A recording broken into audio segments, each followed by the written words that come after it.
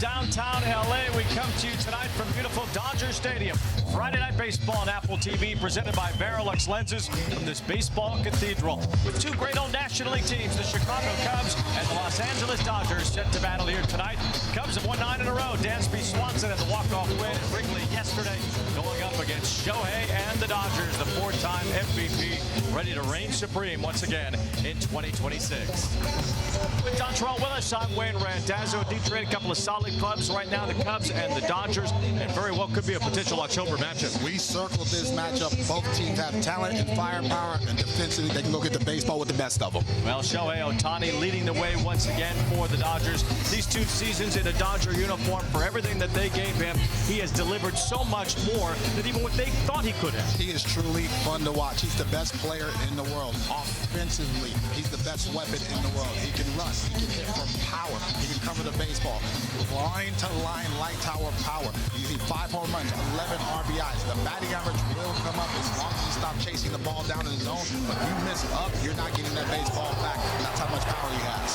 So far, by his standards, the offensive numbers look even pedestrian for Shohei Ohtani. Certainly the offense will come around to his norms. But the pitching side of it, a renewed interest because of how dominant he's been on the mound. He is locked in. He's chasing that Cy Young. I love the way he's throwing the baseball, not only with the velo, but the execution and the way he is spinning the ball. He's the best arm in all of baseball right now.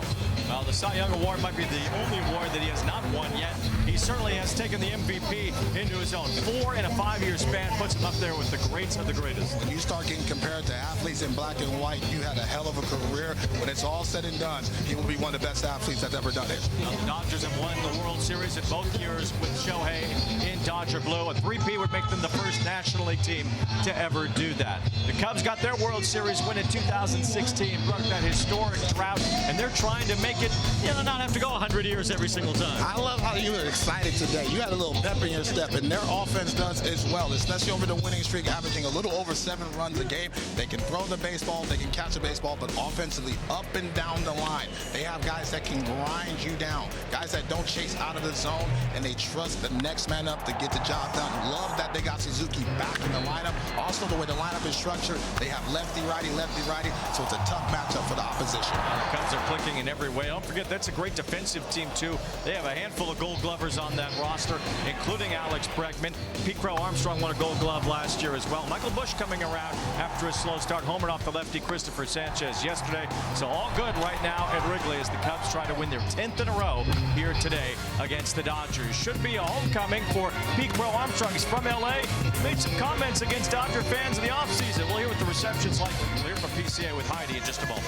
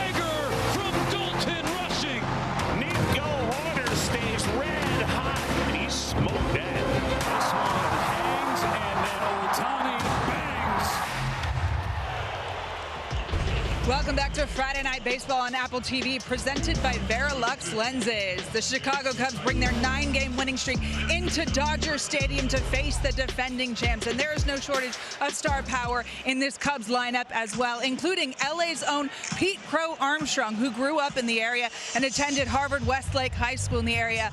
Now, PCA became just the 2nd Cubs player ever to have a 30-30 season just last year, joining Sammy Sosa. He was a first-time All-Star in a breakout campaign in the first half. He is happy to be back here where he grew up in LA, but he is expecting perhaps some boos from the crowd after saying this offseason that he loves Cubs fans and he thinks they're better than Dodgers fans. Pete, you are obviously all in Chicago. You signed the 6-year contract extension. What are you expecting to hear here in LA tonight? We just heard a little bit of it, but I mean, that's why I'm here, man. I said what I said, and I obviously stand by the fact that I love Cubs fans so much, and if they want to get some boos off, I'm all for that. This is baseball, and we're all competing. So I saw you signing some autographs for some kids, so not everybody's going to boo you. How do you plan on handling it? Playing ball. I got 8 other guys that are going to go bang in front of me. You know, J-Mo's on the mound tonight. We all love playing D behind him. He gets us all involved, so that's all external, and I'm just going to be buying into my guys in the dugout and playing good D for J-Mo. Team has won 9 straight games, getting contributions up and down the lineup. What is working so well for you guys? Well, you said, you know, top to bottom. That's kind of been it. Everybody's bought into the bigger picture here, and you know, guys are ready to come off the bench. Matty Shaw's been great off the bench. Bally's been great when we needed him off the bench. But everybody's making the most of opportunities. We're executing when guys are on base, and we're playing good defense behind our pitching staff, who's been pretty nails. So. Some great defense in center field. Thank you so much, Pete Crow Armstrong. Ladies and gentlemen, let's see if the Cubs can run their winning streak to 10 straight here at Dodger Stadium, facing the defending World Series champion Dodgers. We'll be back with lineups and first pitch right after this quick break. Thank you.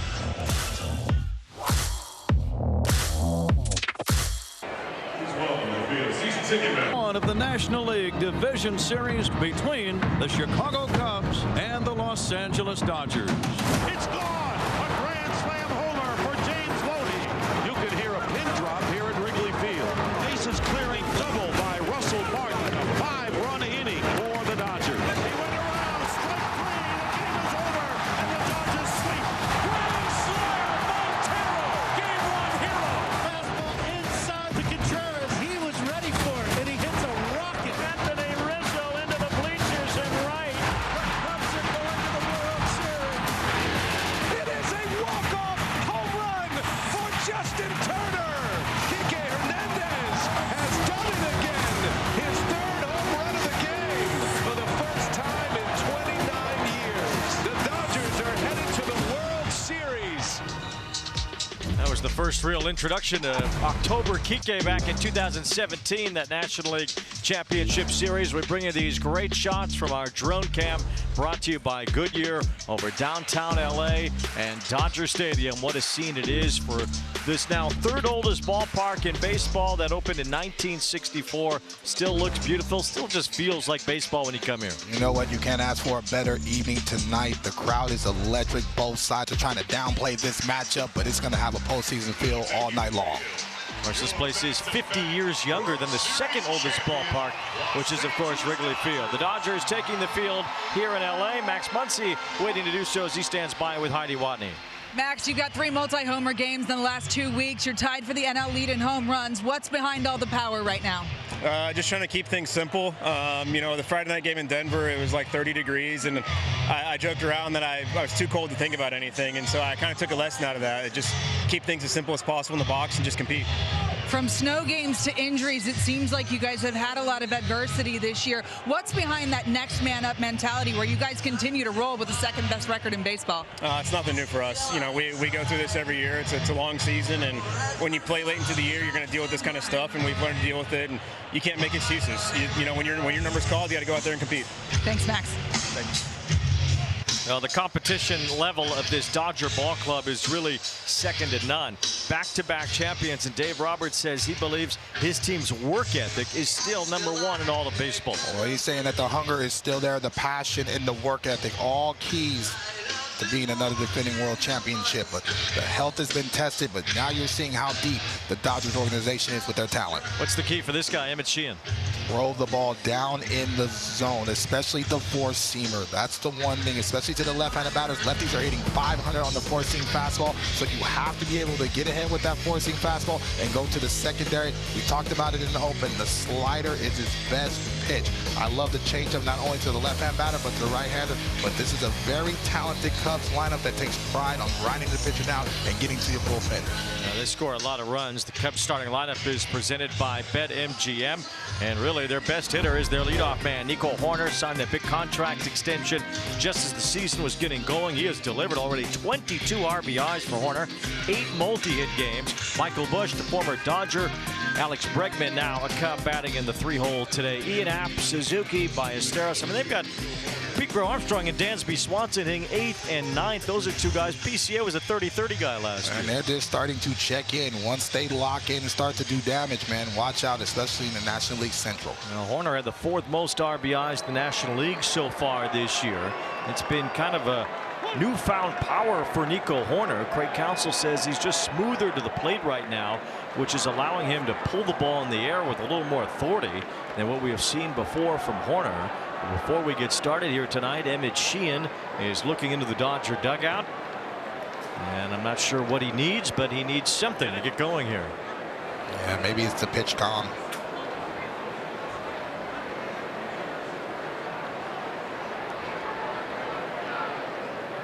Well, we told you a little bit about Emmett Sheehan. Our pitcher scouting report is presented by CarShield. Tommy John surgery knocked him out for a while. Had that incredible major league debut, and he had a no-hitter through 6 innings in his first big league game against the Giants.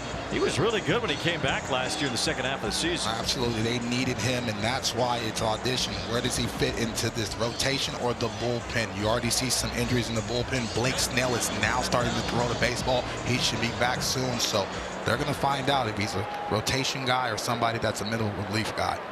Dodgers in the home whites tonight, Cubs in the road grays. This is how it looked in the 1960s when they squared off here for the first time at Dodger Stadium. And it looks that way tonight as Friday Night Baseball is underway with Nico Hoerner taking ball 1 from Emmett Sheehan. Sheehan was so much in the tree of trust for Dave Roberts last year that he was big for them in the World Series pitching out of the bullpen. Hoerner hits a ground ball softly toward Kim at short. A quick charge and even quicker throw for the out. See, he's going to get to that slider. I believe Dave Roberts is going to challenge him to go deeper in ball games. He has to get contact early in the count right there. So the Dodger defense, 21 defensive runs saved. Dave Roberts says they work on it every single day. These guys take their defense very seriously. Being a professional on both sides, I love that. And the Cubs do it as well. And so for you to win a championship, you have to catch and throw the ball at a high level. And it's Michael Busch playing first base for the Cubs. First base was blocked by Freddie Freeman, the future Hall of Famer. So the Dodgers traded Busch, got a couple of prospects who are still on the rise in their system. Zaire Hope and Jackson Ferris. And Busch has started to thrive in Chicago at 34 home runs last year as he fouls this one back, and it's 0-2.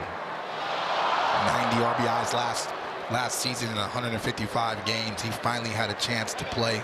Got a chance to meet him when he was a minor leaguer in a Dodger uniform, and he could always hit this blocked in position, and so they love him now at Wrigleyville. No balls and 2 strikes. Busch hit 4 home runs in the postseason, 2 for the Cubs last year. Cubs fell just a game short of a rematch with the Dodgers in the National League Championship Series after the 2 squared off in back-to-back years in 2016 and 17. Cubs got knocked out by the Brewers, who were then swept by the Dodgers in an overmatched NLCS. It just misses to Busch, and it's 2-2. And Sheehan is locked in. He's able to land that change up to the arm side. Busch doing a good job of beating the count.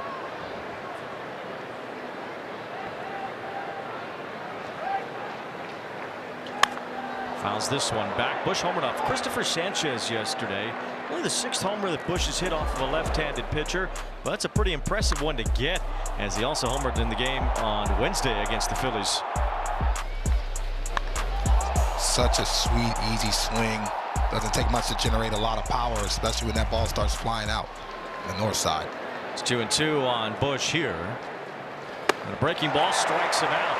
Sheehan spun that one to the top of the zone, but got a swing and miss anyway. Yeah, he doesn't want Busch to be able to extend his arms. That's where he gets his power from. He set it up with a couple fastballs to try to speed him up. I think he wanted that slider down, but the movement was enough to get him off the barrel. Well, it's still a Texas-sized reception for Alex Bregman as he bats at Dodger Stadium, although now a couple of teams removed from Houston. Member of the Red Sox last year, gets a 5-year deal with the Cubs this offseason. $175 million. Cubs have handed out some expensive contracts, and Bregman right there among them, along with Swanson, along with Nico Horner, Pete Armstrong, and some others. 1 ball, 1 strike on Bregman. Well, you can't argue with what Alex Bregman brings to the table for a team that's trying to win.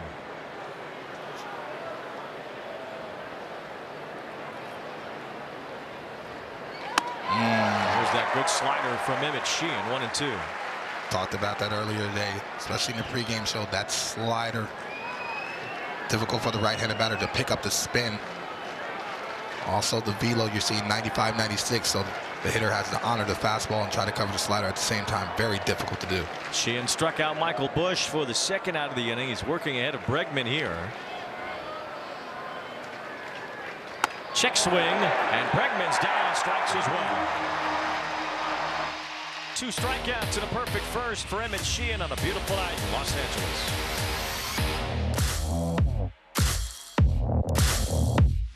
For hardware folks.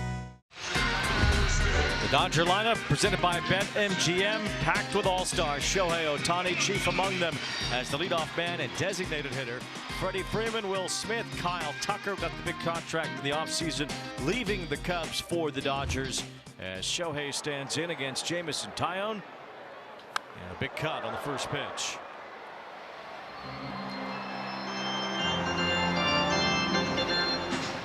Shohei has not hit much yet at Dodger Stadium so far this year. He's only hit 192 with a couple of runs batted in, both himself on solo homers, as he looks at strike 2 from Taillon. Taillon's velocity I'm watching for.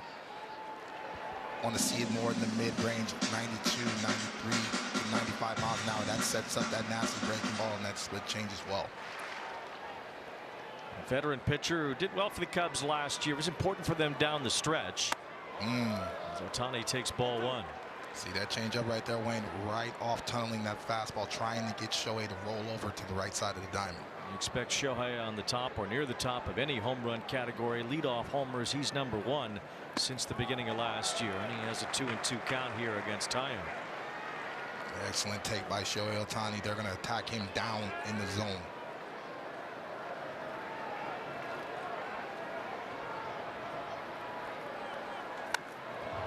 Shohei reaching a bit there. Taillon throws that cutter a lot.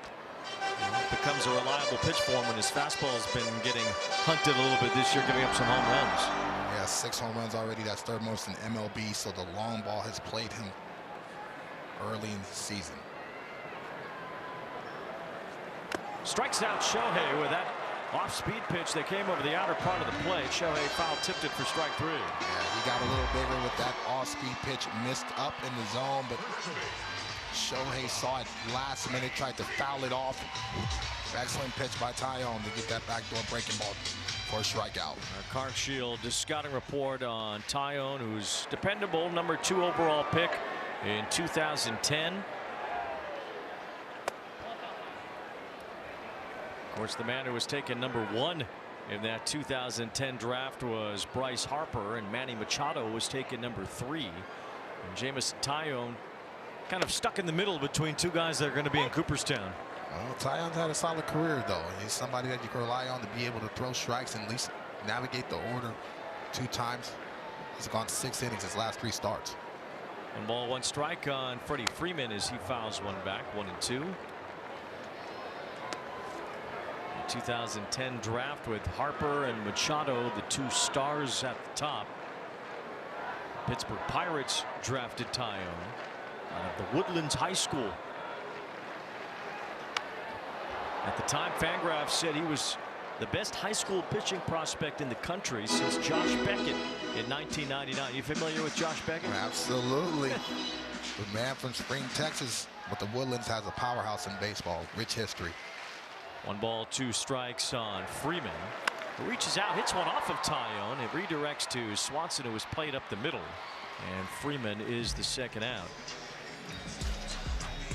Statcast powered by Google Cloud. You'll see that cutter a lot from Taillon. Absolutely. It's one of his favorite pitches to go to lock up the left-handed batter, but you see the 4-seam at the top of the zone. He has a cutter, a splitter, and a changeup. You see that changeup a lot to the left-hand batter.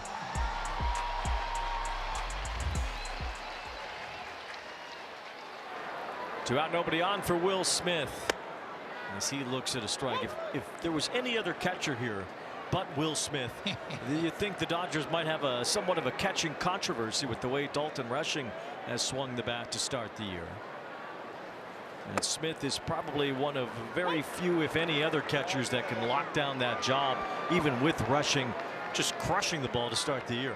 Will Smith, America's catcher, you like to call him, because he's one of the best. He's been doing it for a very long time, not only offensively, but pitch calling, framing, and throwing as well. But ultimately was the game-winning hit in last year's epic Game 7 of the World Series. Dave Roberts alluding to the fact that just nothing gets Will Smith's heart rate up. Well, he kind of likes my jokes. That's my guy. Fly to right toward the corner. It's Suzuki with room near the foul line in foul ground to make the catch. 1-2-3, bottom of the first. Saber, Wayne, it's beautiful out tonight. Ricola. You know, our buddy Dallas Raines is a fine weatherman here in Los Angeles, but I could just point out their window and say that's it for today. Easy job. Now there's sports. No score in the second inning as Ian Happ will lead it off against Emmett Sheehan, switch hitting outfielder and a 4-time Gold Glove winner in left field. As Happ takes ball 1 from Sheehan. This Cub lineup is very balanced. You know, 1 through 9, they can hit at any part in the order. It's kind of a superstar free lineup, though. I mean, Bregman is a name that stands out and maybe at one time could have been in that superstar conversation. But you look at this lineup, they're not about the superstars like the Dodgers are. Oh, they're very blue collar, work hard, defend at a high level, and they can pop you. Maybe that's representative of the city of Chicago against the city of Los Angeles. The Dodgers have stars. They're a Hollywood group. They've got the bling too. They've won the championships over the last 2 years. Cubs are trying to get back there. I don't know, Wayne. PCA gets right, man. He's definitely superstar talent. Ian Happ takes ball 2. Kind of a lunch pail group. Ian Happ's from Pittsburgh. PCA's from here in LA, and he certainly brings the swagger that this Cubs offense and defense stands behind. 2 balls, 2 strikes on Ian Happ as he strikes out here on a high fastball from Emmett Sheehan, who's now struck out 3 in a row. That's why you're watching the velocity, pitching backwards, setting up Happ with the slider down and then changing his eye level and throwing that fastball at the top of the zone. It looks so enticing that you can get on top of that pitch, but when you're slowed down with the changeup and the breakup ball down, excellent job by Sheehan to be able to change his eyes. And 1 out here in the second. Seiya Suzuki is the batter. He's homered in 3 straight games. You go back to the end of last season, Suzuki now has 11 home runs in his last 90 at bats. Set career highs in home runs and RBIs last year. Swings through that slider. Sheehan's been sharp here in the first couple of innings. Yeah, that slider, tough to pick up on the spin and the rotation. Suzuki has power, especially middle in. That slider backs up, it's going to be trouble. 1 ball, 1 strike on Suzuki. Sheehan goes upstairs with a fastball. It's 2-1. Dodgers lead the major leagues in home runs. The Cubs have had their fair share. Cubs have actually scored more runs per game than the Dodgers. The Dodgers are number 1 by a mile, though, in OPS. Suzuki loops one towards center, coming in for Pages. He makes the running catch. He makes every catch. He works tirelessly on jumps, angles, range. Excellent jump right off the bat. You can see him plant his foot, dig in. I mean, that's his area right there, man. He has really grown up, not only defensively, but offensively as well. Dave Roberts raved about this, how he's growing up as a ball player. And 2 outs and the base is empty for an impressive rookie batter in Moises Ballesteros. He's the DH for the Cubs. He profiles as a catcher defensively. They have a couple of good catchers in Carson Kelly and Miguel Amaya. So Ballesteros just DHing, and he's ripping the cover off the ball in .392. Yeah, that bat-to-ball skills and that power is there. That young man leads rookies in basically every category in the National League. And you see that type of swing and that leg kick, that's when you get your foot down.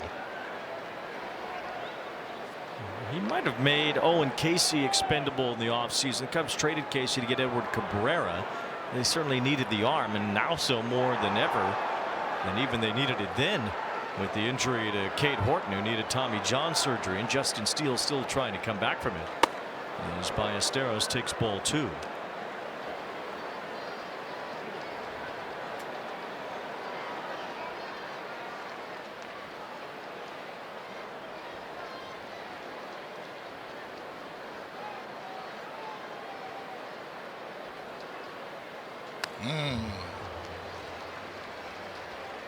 Two balls, 2 strikes on Ballesteros. Played in 20 major league games last year. Top prospect in the Cubs organization this year. Hit his first big league homer at Wrigley last year. It was right after Anthony Rizzo retired. Rizzo decided he wanted to watch a game from the Wrigley bleachers. And Ballesteros hit a home run right to him, but Rizzo couldn't grab it. Only fitting, and he's retired now. He doesn't need to have that Gold Glove caliber range in the bleachers. He's chilling. Probably had a beer in his hand. 2-2, and that just misses the inside corner. 3 balls, 2 strikes on Ballesteros. Nice little battle between the 2 young players. Ballesteros being able to take some pitches close off the plate. We'll see if Sheehan challenges him with a fastball. Ballesteros gets turned around as that pitch buried down and in on him. And Sheehan has worked 2 perfect innings to start. He has struck out 4.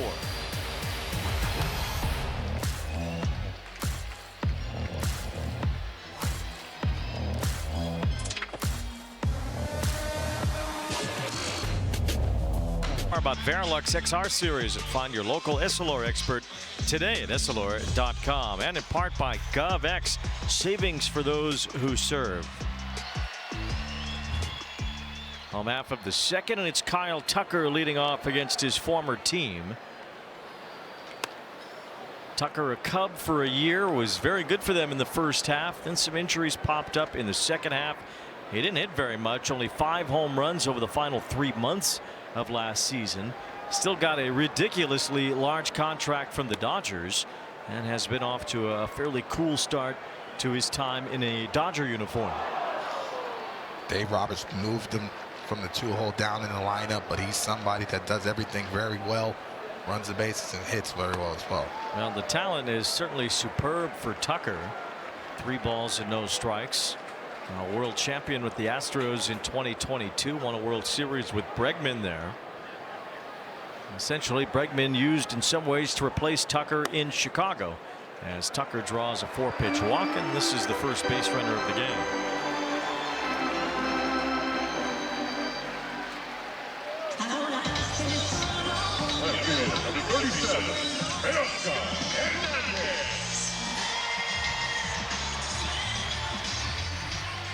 Tucker stole 25 bases as a Cub last year. His career high is 30, so he'll get on the move if he feels he can. 3 for 3 so far this year as he's held by Michael Busch. And Teoscar Hernandez takes a strike.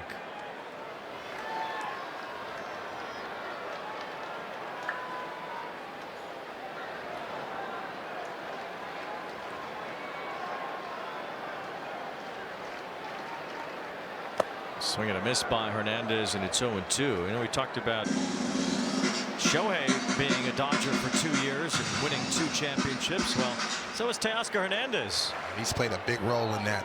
2-time champion, 2-time All-Star, Silver Slugger. He can do it all, especially with the slider in the strike zone. He does a lot of damage with that. He fouls this one off at home plate, and it's still 0-2.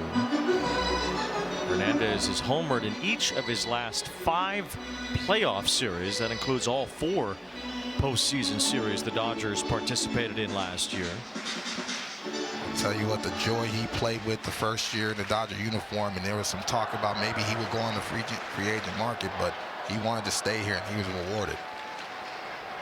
Swings and misses here for strike 3 as Tyone puts him away. Just critical for strike 1 for James. Once he got ahead, especially with that slider, went at that fastball and then went right back with that pitch. Third base, number 13, get ahead and stay ahead to be able to stay efficient, and that's what he does, especially when his heart rate settles down. That's what consistently he's gone 6 innings for the Cubbies. One out with the runner on first for Max Muncy, who hammers one to right. Suzuki, though, has some room shy of the track to make the catch. Now, Muncy was hit 8 homers this year. They've all been solo shots, as he was bidding for number 9, but came up short, flying out. He just caught that one a tail right out in front, looking to be aggressive. Taillon did a good job of just changing speeds and getting him out front for a soft fly ball. Here's the aforementioned Andy Pages, who is hitting .337.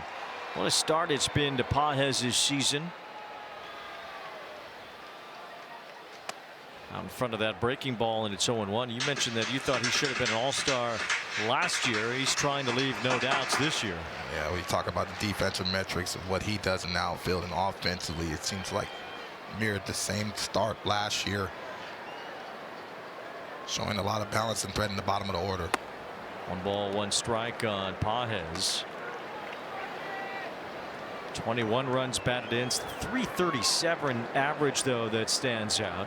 Teaching him some patience, you know, which pitches to lay off. It has paid off for Andy Pages. 1 ball, 2 strikes. Still hitting 7th, though, in this Dodger order. With all the big names, the established track records, it might be hard for Pages to move up in the order. Maybe the Dodgers don't even want him necessarily to. They don't want him to, especially showing that power and that threat at the bottom of the order, showing the ability. You need the bottom of the order to be successful to turn over the lineup to Shohei Ohtani. You want him hitting at least 4 to 5 times a ball game. If you do that, more often than not, you're going to win it. Well, there's no questioning how good the Dodgers have been from the bottom of their order. By far and away the best in baseball. A check swing roller. Taillon grabs that and works around the leadoff walk to Kyle Tucker.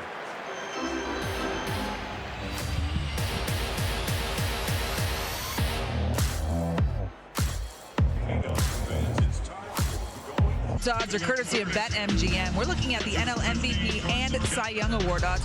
Can Shohei Ohtani win both? He is the overwhelming favorite for MVP. Now in the discussion for the Cy Young Award, he's won 4 MVP awards. This year, Dave Roberts said he has set his sights on winning a Cy Young. And when Shohei sets his sights on something, I wouldn't doubt him. He's off to a great start, a 0.38 ERA over 4 starts, guys. It's certainly hard to say that Shohei Ohtani can't do something. Paul Skeens pitching for Pittsburgh tonight, 7 innings of 1-hit ball, struck out 7. Certainly he would be among the stiffest competition for Shohei to win the Cy Young, as Carson Kelly bats here in the 3rd. Also, one thing that's stopping Shohei maybe long term is that he's not pitching every 5th day, not even necessarily pitching every 6th day. Might be tough for him to log all the starts and innings he might need to get there. Yeah, he's going to have to do his best with the innings that he's using. And so far so good, but will he get enough starts, especially if they go to a 6-man rotation? But if he's 14-2 going into the last month, do they go to a 5-man rotation? But you have to use him and have to be careful with his health as well. So that's a tricky game that Dave Roberts has to play, because if he goes down, you know, not only offensively but on the mound, that's a tough weapon to lose that late. You don't want to be chasing awards when you're trying to chase a championship, and it's important for this group to be a 3-peat winner of the World Series. It's been done not very often in baseball history. 2 balls, 2 strikes on Kelly here. He gets wiped out by that Emmett Sheehan slider, which has been on point tonight. So far, first time to the lineup there, and not picking up on the spin of that slider. Center field, number 4, Pete Crow.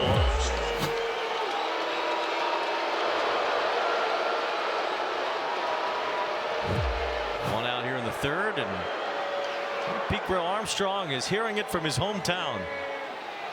As expected. He's hearing it even louder as Sheehan gets him to swing and miss on the first pitch. Grill Armstrong dissed Dodger fans a little bit, talking about the passion of the Chicago baseball fans as he turns on one into his own dugout there.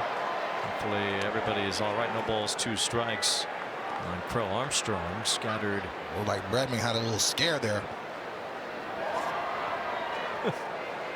I know the feeling, Alex.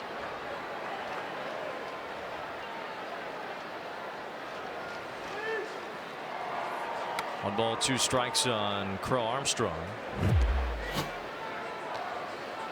They're early with that fastball. Oh, help me. Nobody needs coffee in that dugout no more.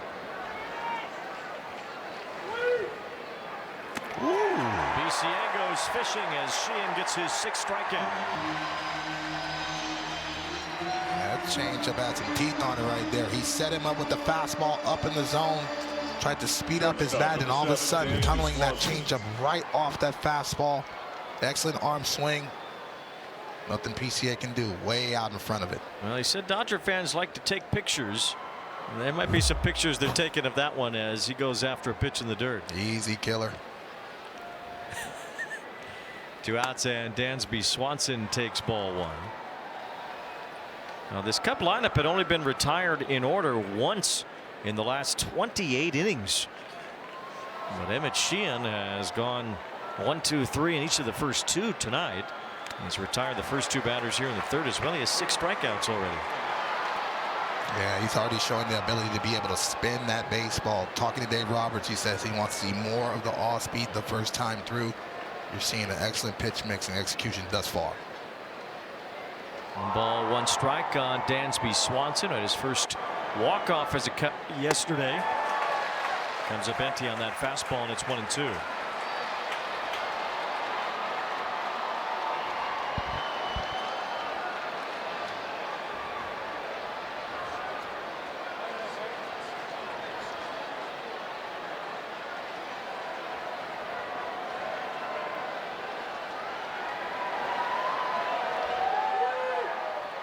Swanson gets a piece of that and fouls it off.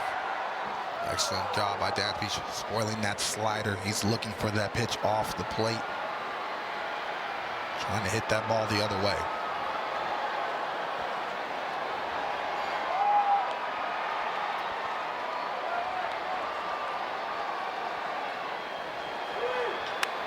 This one lifted toward the right field corner, slicing toward the seats. Tucker's on the move and won't get there. Still 1 ball, 2 strikes on Swanson. Haven't seen Sheehan throw a fastball inner half to the right-handed batter just yet. And so right now Dansby's looking out over the plate, trying to hit something the other way. So we'll see if he tries to stand him up with the fastball up in the zone. Swanson's hit over 20 homers in 4 of the last 5 years. Already has 5 this year. So he takes ball 2. 2 balls and 2 strikes. Drawn more walks so far this year, trying to at least bump up that on-base percentage. He'll rely on his power to carry his OPS along with some extra bases on balls this season. He's a stellar defensive shortstop, but he strikes out as well. And Emmett Sheehan, in 3 innings tonight, has already established a new season high in strikeouts. That's 7, while he's retired the first 9.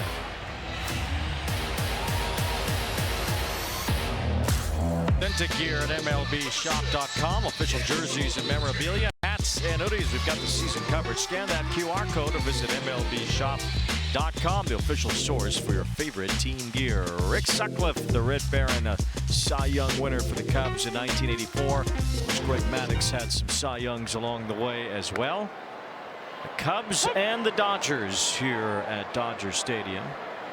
There's a former player of both the Cubs and the Dodgers in the Dodger radio booth tonight, as he's been for many, many years now. As Sung Kim leading off here in the bottom of the 3rd. Rick Monday was a Chicago Cub and then later a Dodger. And tomorrow is the 50th anniversary of the day that Rick Monday saved the flag here at Dodger Stadium in a Cubs-Dodgers game. It was on April 25th, 1976. A couple of guys were on the field. Rick Monday said he was already upset that some fans were interrupting the play. As Ken lines one towards center and has the first hit of this game. And then it looked like those fans intended to burn the American flag, and in came Rick Monday to save the day. love talking to Rick this about baseball, about life. He is a legend in the booth, and the passion that he has for this game is unmatched. Served 6 years in the United States Marine Corps, Rick Monday, so he said he was extra upset once he saw what the fans were intending to do with the American flag, as they posted a note on the video board. Well, it's video board now. It wasn't then. It was a scoreboard at Dodger Stadium that said, "Rick Monday, you made a great play." And he did that in a Cubs uniform. And he was a Dodger the very next year. The Cubs traded Rick Monday to the Dodgers to get Bill Buckner, who ended up having some really good years in a Cubs uniform.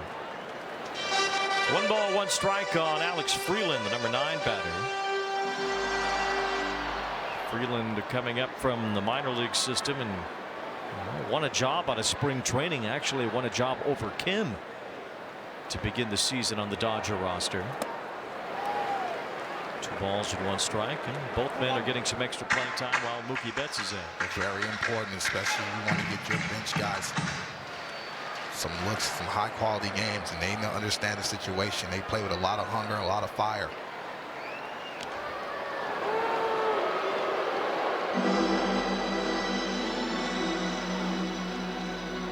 Third round pick out of Central Florida in 2022. Freeland hit pretty well in the minor leagues. It's not translated yet to the major league level. So he pops this one out of play. 2 balls and 2 strikes. Also not easy in that role of the bottom of the lineup. We talked about Eddie Paez and why he's down there. But if you're Freeland and Kim, you have an opportunity to be able to roll over the lineup and put some ducks on the pond for Shohei Ohtani. Dodgers 6 through 9 hitters have a .938 OPS to start the year. That's absolutely insane. Cubs are second in all of baseball at .768. There goes Kim. Pitches low, throw to second, a good one. And it was going to be an out, but Swanson dropped the ball. That's a rare miscue from Dansby Swanson. Excellent throw by Shaw.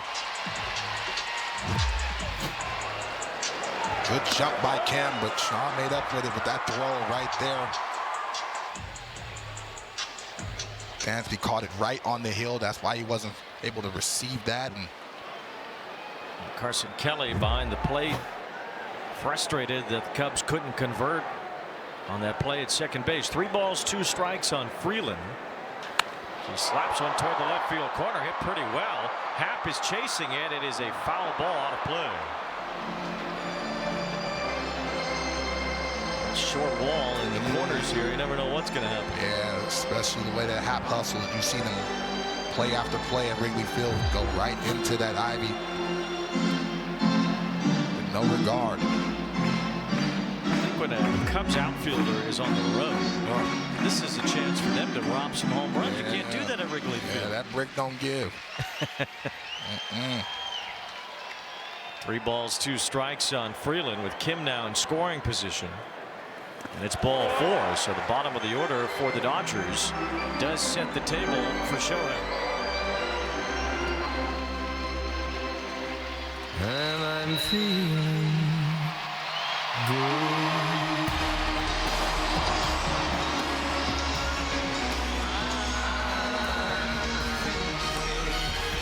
Number 17, Shohei Ohtani. Well, you can find Michael Bublé and all your favorites on Apple Music, but I'd be feeling pretty good too if I was Shohei. Never have a bad day. You hear me? He reached for that, and it's 0-1. See, they don't attack him down in the zone. Shohei gets aggressive in these situations where he can do damage, and excellent pitch by Taillon with that changeup. Set everything up.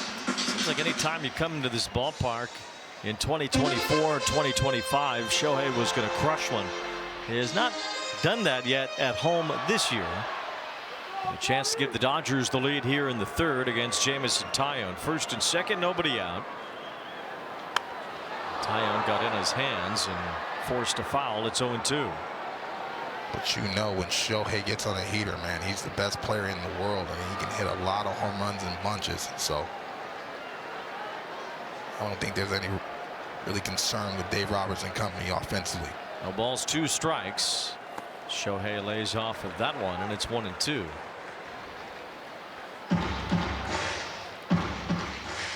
Just looking at the swing so far from Shohei, when he starts to hit the ball with authority to left center, that's when you know he is locked in. Sometimes he gets a little pull happy.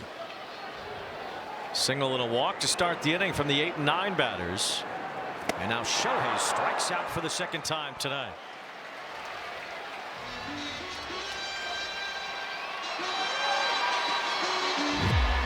Number 5. Excellent split change, and it's so enticing to charge at that baseball. You just got rushed with the fastball, so now all of a sudden you feel like you got to get that swing going a little bit. Change up, fastball, change up. Excellent sequence.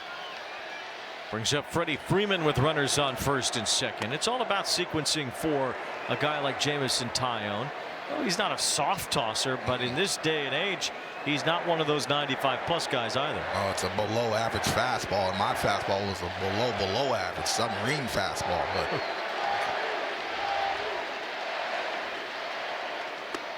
that's up and in. 2 balls, no strikes on Freeman. Returning from the birth of his 4th child, a daughter in London. His wife's parents are from London, so it all makes sense for Freddie. As that is in there for a strike, and it's 2-1. 300 career average and hits leader among active players, man. He's been doing it for a long time at a high level.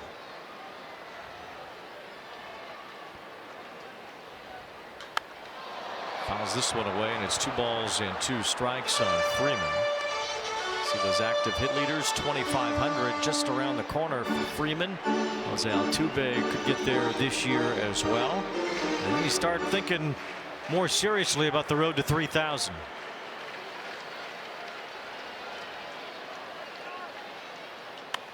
Loops this one toward the left field line. Happ will chase it and come up short as it ends up out of play.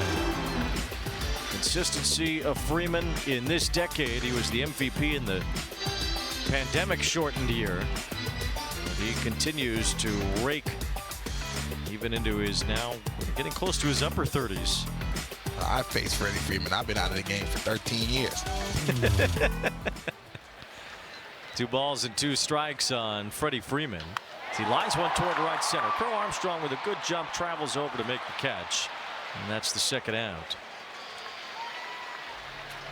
PCA making that look easy. And you talk about how athletic this outfield is, man. You really have to get that baseball down, because between Happ, PCA, those guys have excellent range, excellent jumps off the bat as well. 5 Gold Glovers in the field for the Cubs. That gold sprinkled all over there. You can't see that. Will Smith bats with 2 outs. Bregman, Swanson, Horner, Crow Armstrong, and Happ have all been Gold Glove winners.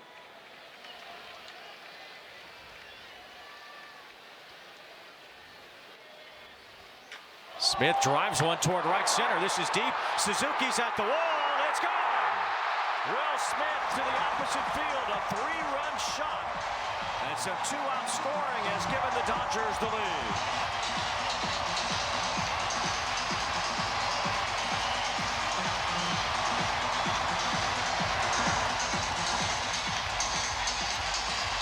Time and time again, Wayne, you've seen him do this. He is a strong individual, being able to let that fastball travel deep. 95% of the major leaguers, that's a double in the gap because of his power. 3-run shot. Extremely steady Will Smith hunts a first pitch and drives it out to right. The Dodgers now carrying a 3-0 lead.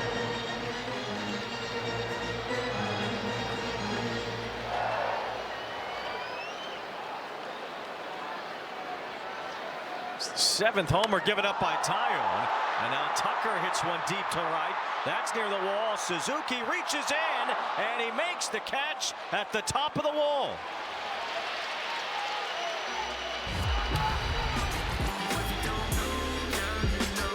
Will Smith serves one out to right, an opposite field 3-run homer, and Suzuki takes extra bases and quite possibly a home run away from Kyle Tucker.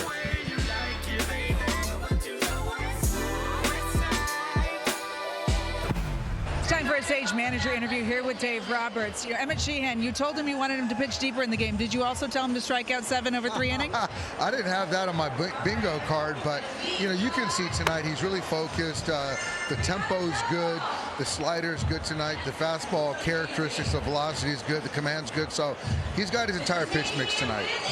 Shohei Ohtani, 2 strikeouts tonight. They seem to be attacking him low in the zone. What are you seeing from him? Yeah, you know what, and I think that James has made a couple good pitches with the changeup early. That first pitch of the game, he just missed it. Good fastball.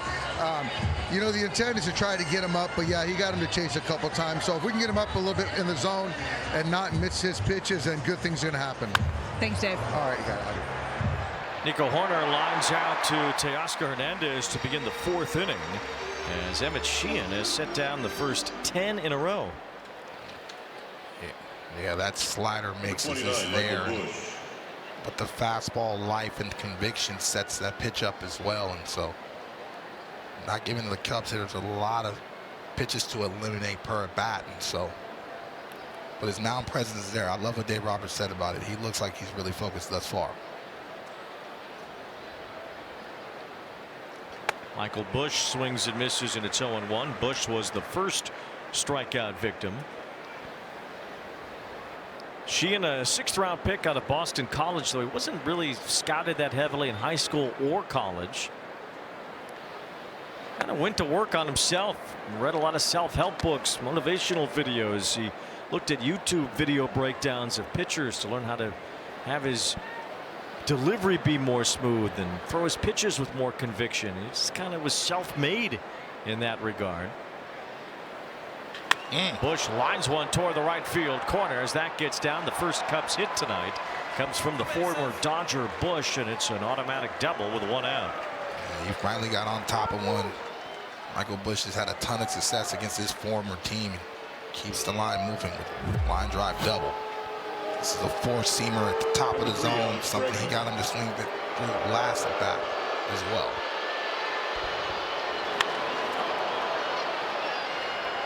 Busch now hitting .314 in his career against the Dodgers with 8 extra base hits in 14 games. The Cubs have a man on. It brings up Alex Bregman, who struck out his first time.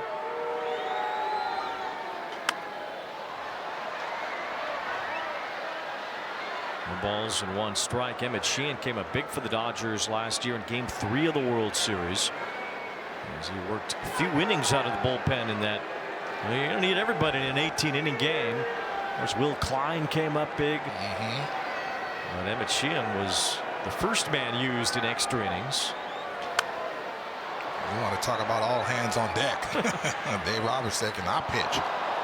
And then again in Game 7, he came out of the bullpen, worked a scoreless 7th inning, gave up a leadoff double in the 8th inning to Ernie Clement before Blake Snell entered out of the bullpen. It was really an amazing thing to see as the Dodgers took that World Series away from Toronto. As Bregman takes ball 1, and Dave Roberts said it too. Just the ability for guys to enter in spots they weren't necessarily familiar with and just do whatever it took to help the team.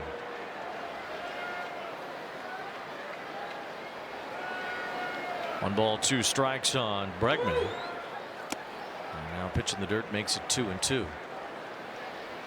You talk about baseball being a game of inches, and man, both sides were clawing at each other. Memorable plays on both sides, and whether you're the winner or the loser, I'm sure that Monday morning quarterback was creeping up after that series. If I did this right, if I did this a little faster.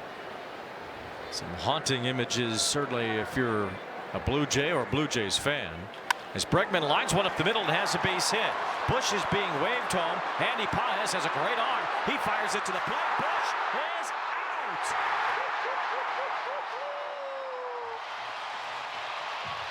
We talked about it, Wayne.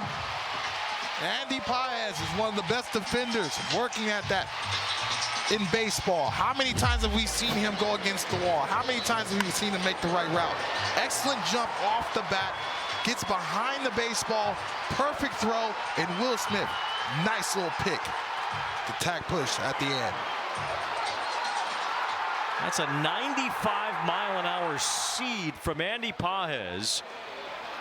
Will Smith slaps the tag on the diving Michael Busch, and that's the 2nd out of the inning.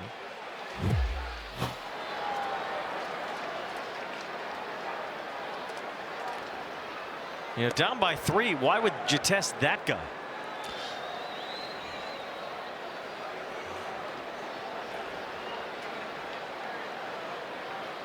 One ball, no strikes on Ian Happ with 2 outs. Bregman at second base. He took second on the throw home.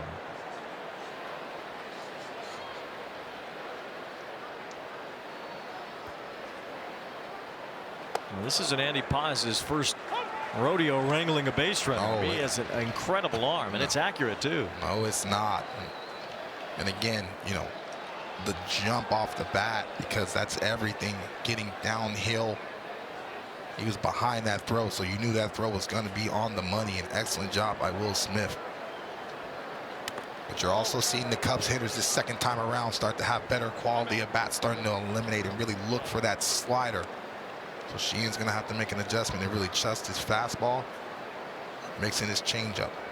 It's the first outfield assist for Andy Pages this year, but he had 10 last year, including 7 from center field.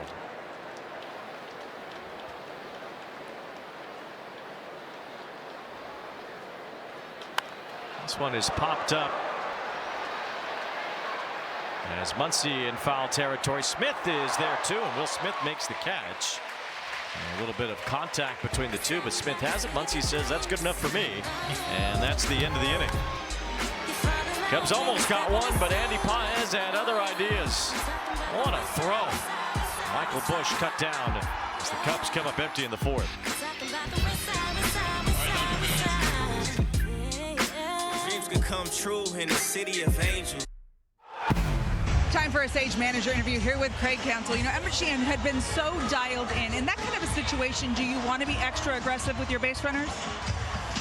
I think you make a guy make a great play, and Pagas made a great throw. So you got to try to score runs when you got a shot. He made a great play. Jamison Tyone had been locked in for the first couple of innings. They were able to get to him last inning. What are you seeing from him?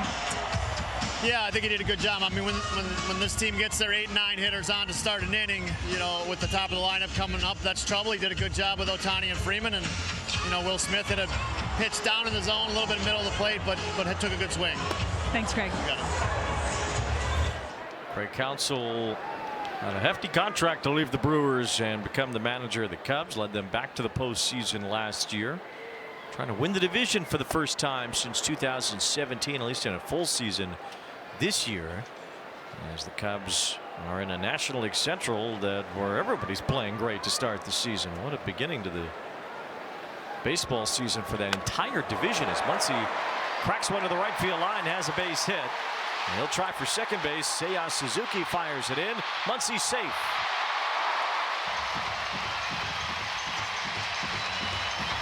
One out double for Max Muncy, who was involved in this pop-up to end the top of the 4th.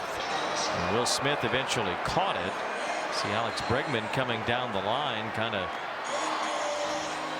deked the fielders, or tried to at least, to make them think that there was going to be some contact there, but I don't think Smith ever saw Bregman anyway. Muncy caused more havoc than Bregman did. Yeah, I think Max Muncy felt Will Smith more than he felt Alex Bregman, especially when that ball was coming down. Muncy at second base, and here's Pages, who bounced out to the pitcher his first time as he takes a strike. Andy Paez hitting .450 off non-fastball pitches. And .337 overall. So he fouls one away, and it's 0-2. Looking at the National League Central entering today, the Brewers are last, and they're 2 games over 500. They're 13-11. That will be a gauntlet in the Central. A lot of big-time baseball, a lot of games, a lot of different ways that teams can win. You're looking at the Reds that don't score much, but they're winning ball games. The Cubs score a lot. They're winning ball games as well. Pirates pitching, their rotation. It's going to be fun in the Central. Yeah, it seems like, and the Cardinals may be ahead of schedule with some of their young players performing well to start the year as Pages pops out. 2 down here in the 4th inning. Well, I know you're a big Cubs fan, and when Wrigley gets rocking and that weather starts to turn, man, that is one of the most daunting plays to win ball games for opponents. Especially when that beer snake come out. Oh, here we go. Supposed to have a home field advantage, you know. I love the Cubbies, man. They gave a young left-hander from Alameda, California, a chance in the 8th round. Forever indebted to that organization. 1 ball, no strikes on Ha-Seong Kim. He had a base hit and a run scored his first time. He started the Dodger 3rd inning rally when he singled to center, stole second base, and scored on Will Smith's home run.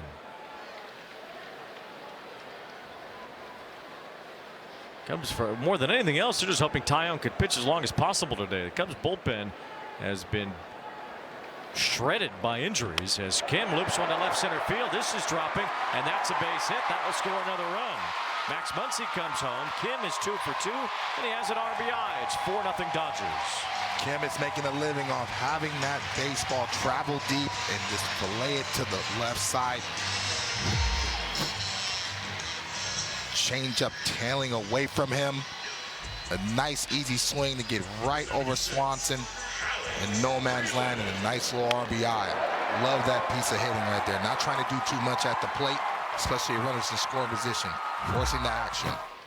Another 2-out run for the Dodgers. All 4 of theirs have scored with 2 outs as Freeland looks at a strike. He walked and scored in the 3rd. Kim drove in a run yesterday in the Dodgers win against the Giants.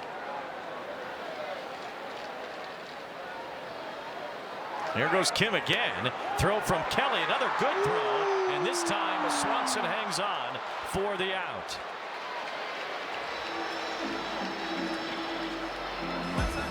RBI for Ha-Seong Kim. A 4-0 lead for Emmett Sheehan to work with. He's been solid in the first 4 innings tonight. Southern California, the place that raised me, and you know I love LA, and LA loves me. We from Los Angeles, home of the Giants. Top of the 4th, Connor Norby launches this one, a 3-run shot. That's his 3rd homer of the season. Gives the Marlins an 8-0 lead in the bottom of the 4th. Wayne? Well, that'll put a smile on Dodger fans' faces, especially after this week. We saw some of the old rivalry come back again. Got spicy up there in the north. It's the 5th inning here at Dodger Stadium, where LA leads 4-0 against the Cubs. Seiya Suzuki looks at a strike. Cubs have 2 hits and a man thrown out at home. Michael Busch was thrown out at the plate by Andy Pages in the top of the 4th. 1 ball, 1 strike on Suzuki. So far, Sheehan's done a good job, and really Will Smith's done a good job of mixing pitches, game calling, staying away from the inner half. Some of these Cubs hitters' power.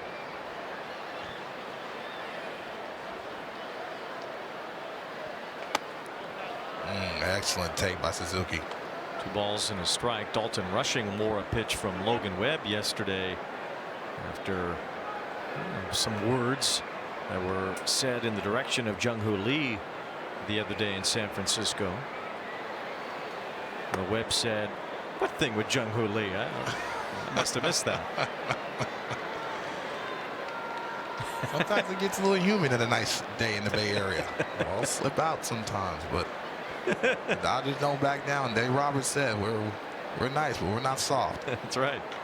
Here's Suzuki popping one up. It's Tucker running in for it. Retiring Suzuki. 1 out here in the 5th. 7 strikeouts for Emmett Sheehan against the first 9 batters that he faced. Our pitching decisions presented by Sage. Yeah, the 1 slider up in the zone, but the pitch mix was there. The slider of the depth change, the change of falling away to the left-handed batter. But the fastball set all of that up. Really excellent velo up until this point. Moises Ballesteros struck out his first time. He's the batter here. Fouls one off his foot. No balls and a strike. Sheehan burning through the Cub order the first time around with those 7 punch outs. A new season high for him. Sheehan had some good outings for the Dodgers last year down the stretch. Had a couple of 10 strikeout games in the second half of last season after he returned from Tommy John surgery. I mean, he had 89 strikeouts in 73 innings last season, and he only gave up 49 hits. Well, he's a tough cover, especially when he's locked in like this.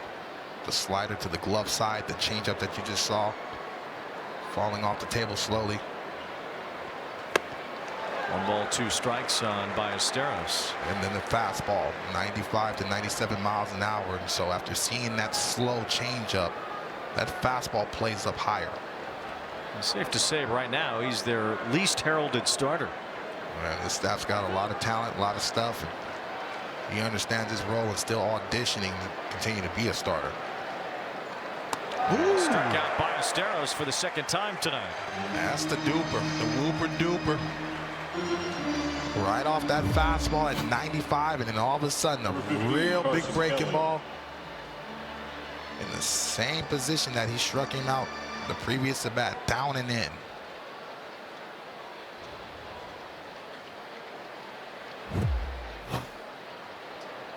So 2 away, and the batter Carson Kelly struck out his first time, and there's another breaking ball. That one misses, ball 1.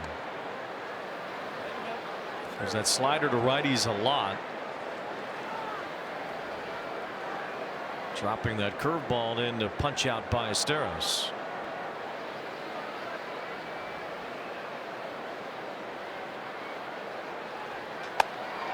That's a strike on the swing. 1 ball, 1 strike on Kelly, who's off to a good start again. Inning 328, had a tremendous April last year at 8 home runs the first month of last season. So some guys don't get off to good starts. Some guys get off to incredible starts, and Kelly has the last couple of years.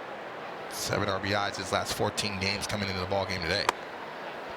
2 balls and 1 strike on Kelly.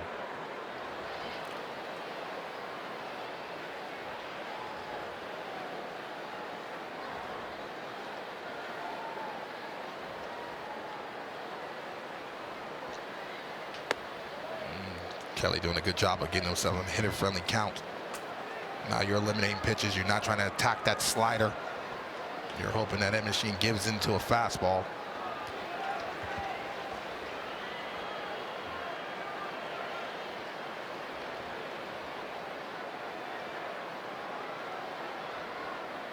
It's right in there, and it's 3-2. So Kelly was taken all the way there. Yeah, he was taken all the way. In this situation, you talk about Craig Counsell sending Bush to home plate. Really understands we need to get some traffic. It's upstairs, so Kelly does draw the walk. That's the first one issued by Sheehan.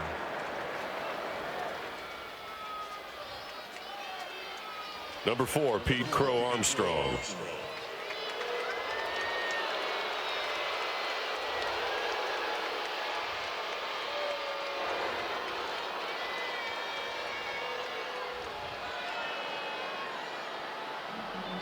Will Smith goes out to the mound to talk to Sheehan as Pete Crow Armstrong stands in.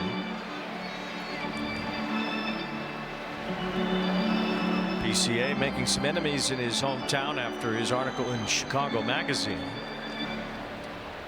Well, there's Dodger fans everywhere, even in Chicago. So, but love what he said. He said, hey, that's part of the game. I love my fans in Chicago, and I'll ride for them. 2 outs with Kelly aboard at first. One big thing for Crow Armstrong is exactly that. He chases out of the strike zone a lot. 3rd highest chase rate in MLB, and so you would like to see him hone that in and have a little bit better pitch recognition. But when he barrels it, big time power. He was a breakout star last year. He made the All-Star team for the first time. Chops this one right to Freeman, and that ends the 5th.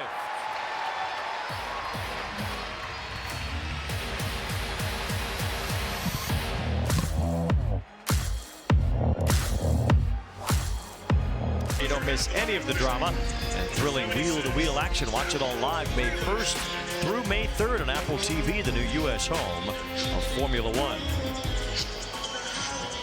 Wayne, we going to that one in Vegas, baby. Let's go. Finest suits. I can't wait. We in the building. That we are. That building tonight is Dodger Stadium as Alex Freeland takes ball 1. Shohei Ohtani bats next, and then Freddie Freeman. Freeland had a walk and a run scored in the 3rd inning. Dodgers put up 3 on a home run by Will Smith. Added a run in the 4th inning. There's a fly ball to left center field from Freeland as Ian Happ has that one away. Shohei Ohtani has struck out twice tonight. He'll be the batter here. Yeah, they've done a good job of attacking him with the changeup and really with the off speed. That's a slider up in the zone. When he's locked in, he barrels that, and it's excellent changeup by Tyon. Fastball. Right before that, the speed is bad up. Look, Greg Counsell kind of stepping in it this week with regard to talking about the rules that apply to Shohei's two-way greatness as he bounces one into the Cub dugout. Counsell saying that basically it's inequitable that the Dodgers are afforded another pitcher based on Shohei's two-way status. They essentially have 14 pitchers, while the rest of the league has to operate with 13. He said it would be different if Shohei counted only as one of the 13 pitchers and you were allowed another bench player. But essentially Shohei is counted as one of the 13 batters. Meanwhile, the Dodgers get 13 pitchers plus one. It's all in the confines of the rules. I think he's just answering a question of generalization, not towards the Dodgers or Shohei per se. No balls and 2 strikes on Ohtani as he takes upstairs, and it's 1-2.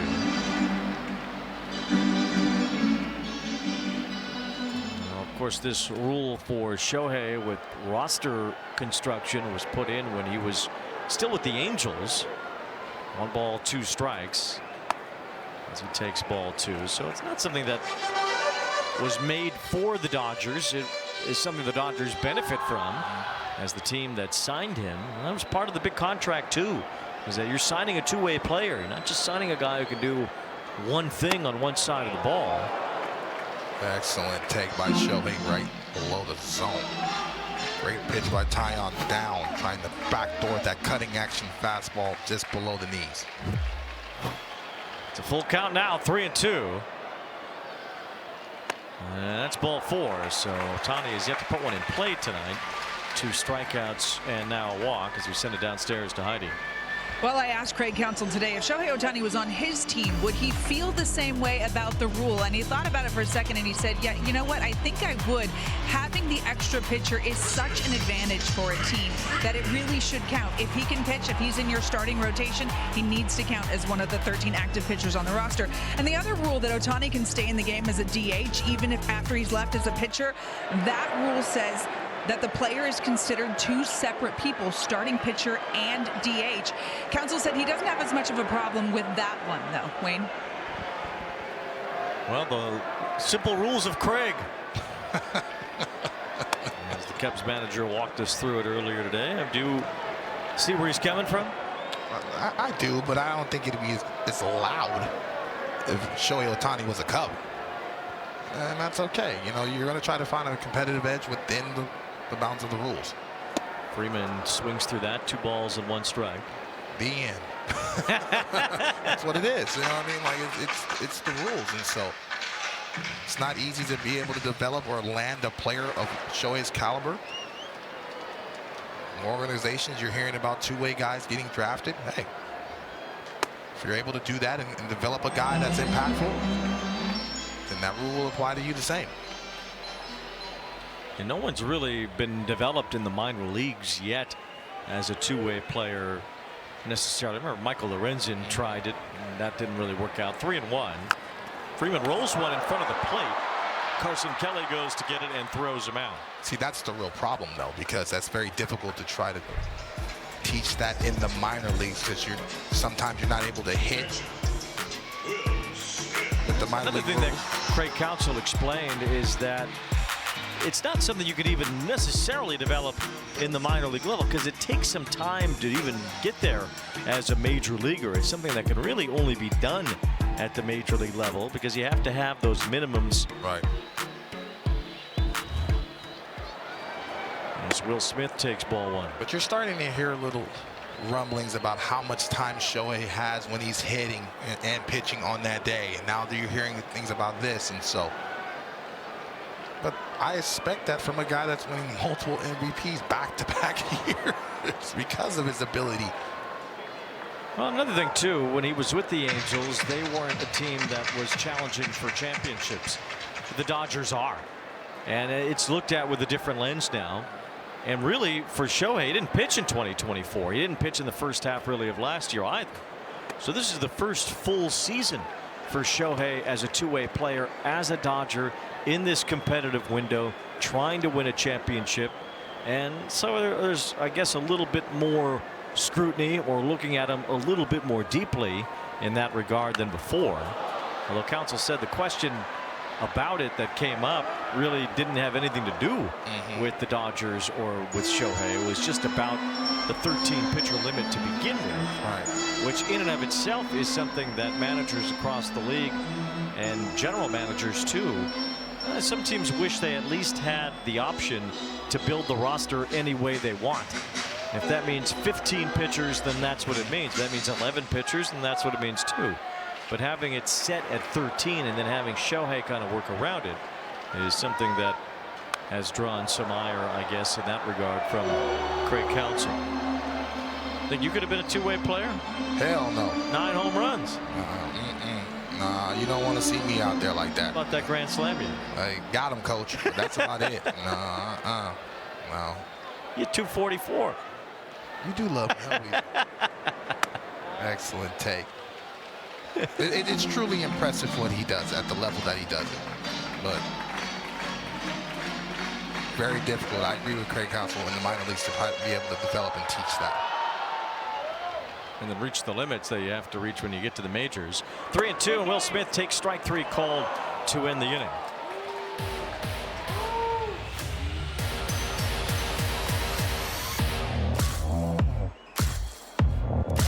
Office of the Commissioner of Baseball may not be reproduced or retransmitted in any form.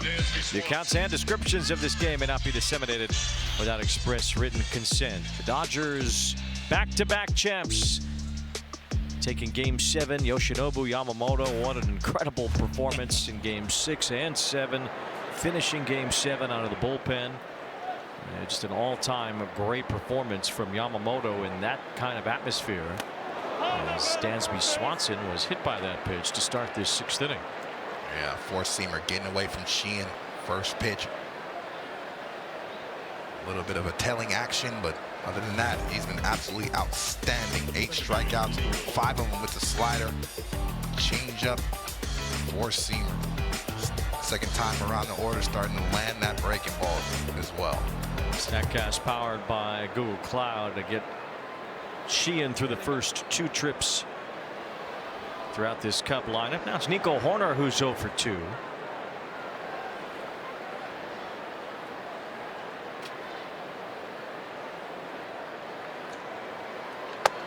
Strike 1 to Horner at the knees. $140 million for Nico Horner. It's not the type of contract that you typically see a guy get who doesn't hit 20, 30, 40 home runs. But Horner does everything. And they think he's sitting with more power so far this year as he loops one to right field. Tucker over to make that catch.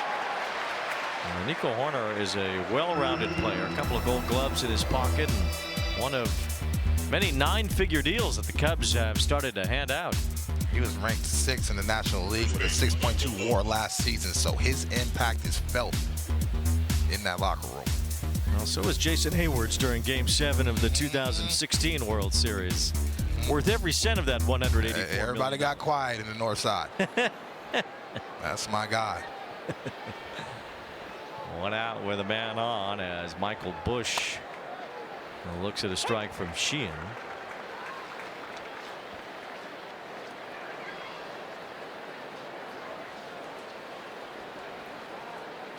Michael Busch is a real weapon. Doubled his last time out. That power is there. Lines it to right and has a base hit. He's got 2 hits tonight. This one will push Swanson to third base, and the Cubs are threatening here in the 6th. Looks like this Cubs offense, they're starting to sit on that slider early in the count. Sheehan lands it. They seem to be on it. This is a breaking ball that backs up. And Michael Busch is on top of the plate, so that's right in his nitro zone. Brings Alex Bregman to the plate. He had a base hit his last time when Michael Busch was thrown out at home by Andy Pages.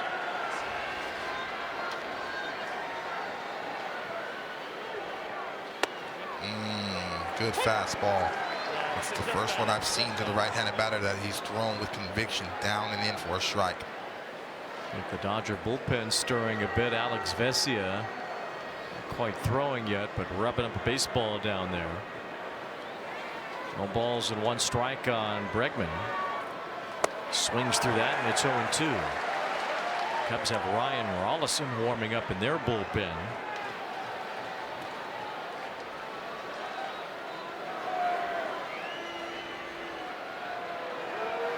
Runners on the corners. Cubs trying to battle back here, down 4-0. Bregman stays alive, still 0-2.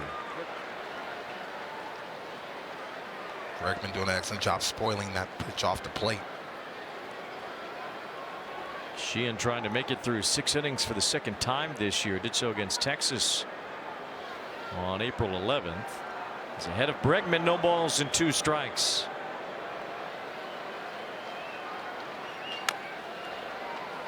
Tapper foul, keeps it 0-2. Let's see if Sheehan goes back in inner half, already ahead in the count, so he has options. And Bregman right now is just trying to get Sheehan to make a mistake over the heart of the plate so he can drive something at least to the outfield.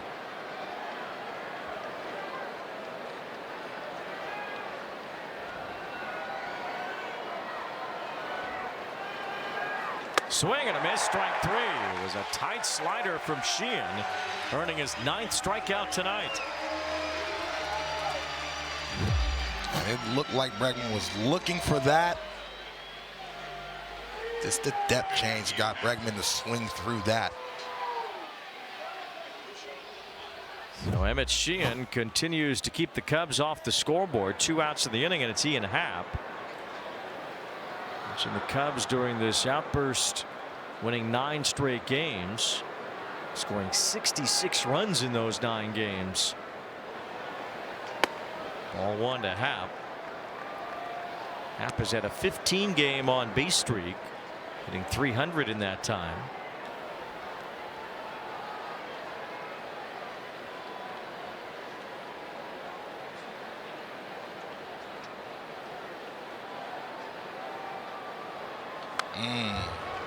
Happ had a good cut. 1 ball, 1 strike. Ian Happ's next home run would tie him with Alfonso Soriano for the 12th most in Cubs history.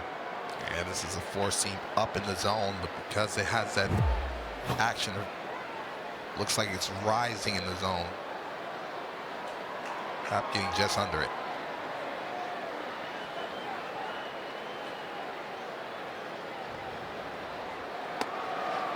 It's ball 2 to Happ. 2 balls, 1 strike.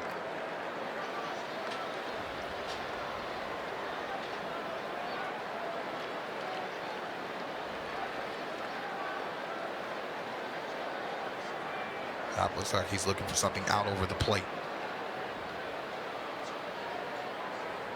He drives it, but foul is out in front just a bit. 2 balls, 2 strikes now on Happ. Next pitch will be number 90 for Sheehan tonight. Vesia getting ready in the Dodger bullpen. For the second time Sheehan has thrown this many pitches in a game so far this year.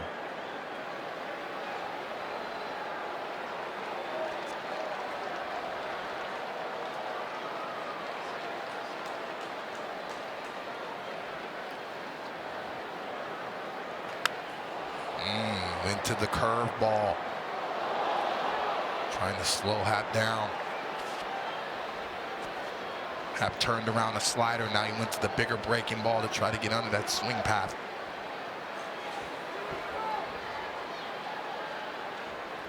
Two balls, 2 strikes the count. Cubs have been shut out on 3 hits so far.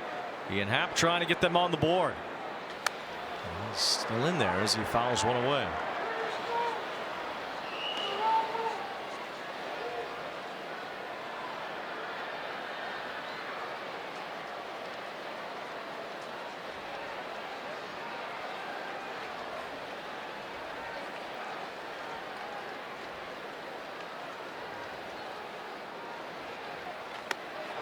That just missed, but Will Smith wants to look at it. That looks pretty good out of the hand. It's going to be the first challenge tonight, powered by T-Mobile, and it's going to be strike 3.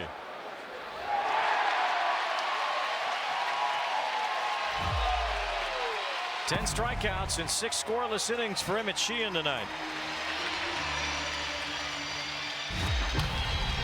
We'll have a guest in the booth in the bottom of the 6th. Noted Cub fan Nick Offerman will join us here at Dodger Stadium.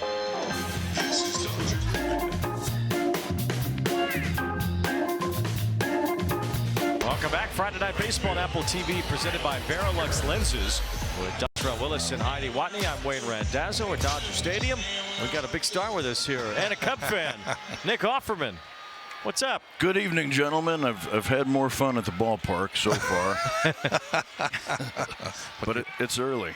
It's not going the Cubbies' way so far here tonight. Here's a line drive. Ooh. Caught by Dansby Swanson.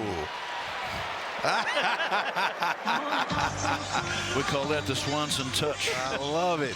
Pick the right jersey, man. With Nick, full extension, and that's what I'm talking about. Both sides can defend at a high level. Excellent jump. And no matter if Dansby's hitting or not, that glove always shows up every single day, and that's why they've been in big bucks. Well, one Swanson in the booth and one on the field. That's right. One out here in the 6th inning. Was Ron Swanson a relative, a cousin of Dansby? He was probably a great uncle. He was famously lived in Indiana and never made it to Illinois. Ron, he didn't like to travel. I have to ask this question. Where are the emotions right after this play? Nice pick, Breck. Well done. They want to defend when you're in the booth. What's going on here? Well, I have to put you on the spot. 2016, when the curse was broken. Where were you at, and what was the emotions? I already know his story. I want to know yours. My story is not really fit for public consumption. I was on book tour in Dallas, and I was very much overserved, and had the greatest night of celebration. I had one of the worst nights of my life. Now, the better question, I think, is where were you in 2003 when this guy was ruining our lives in the National League Championship Don't you dare do that. Don't you bring up that Bartman stuff. Don't you dare do that. I'm a Cubby. I got drafted by the Cubs. But, Jim Hendry traded me for a bag of sunflower seeds, and that was the end of that. We got to be allowed to make our mistakes. No balls, 2 strikes on Max Muncy. We got Nick Offerman here, playing a wrestler now on your new show. A former wrestler, so that means I don't have to have abs. I've got shoulders and arms. 1 ball, 2 strikes on Muncy. Did you have to go back and watch old videos of the Macho Man or something? I did watch some videos, and the Macho Man is one of my favorites. I read Bret Hart's memoir, Mick Foley. But we got a real wrestler. Look at that, D. Attaboy. Chavo Guerrero of the famous Guerrero family, based out of Los Angeles and initially El Paso. He trained me and was an incredible coach, so I actually got to do a bunch of wrestling. Very cool. And not get hurt. Thanks to him, I was only limping and not in the hospital. Well, this Cubs defense got you out of here quick, though. 1, 2, 3. Give us a go, Cubs, go. Go, Cubs, go. Fly that W. Thank you, Nick. Thank you, man. Nice to meet you, brother. Nice to meet you guys.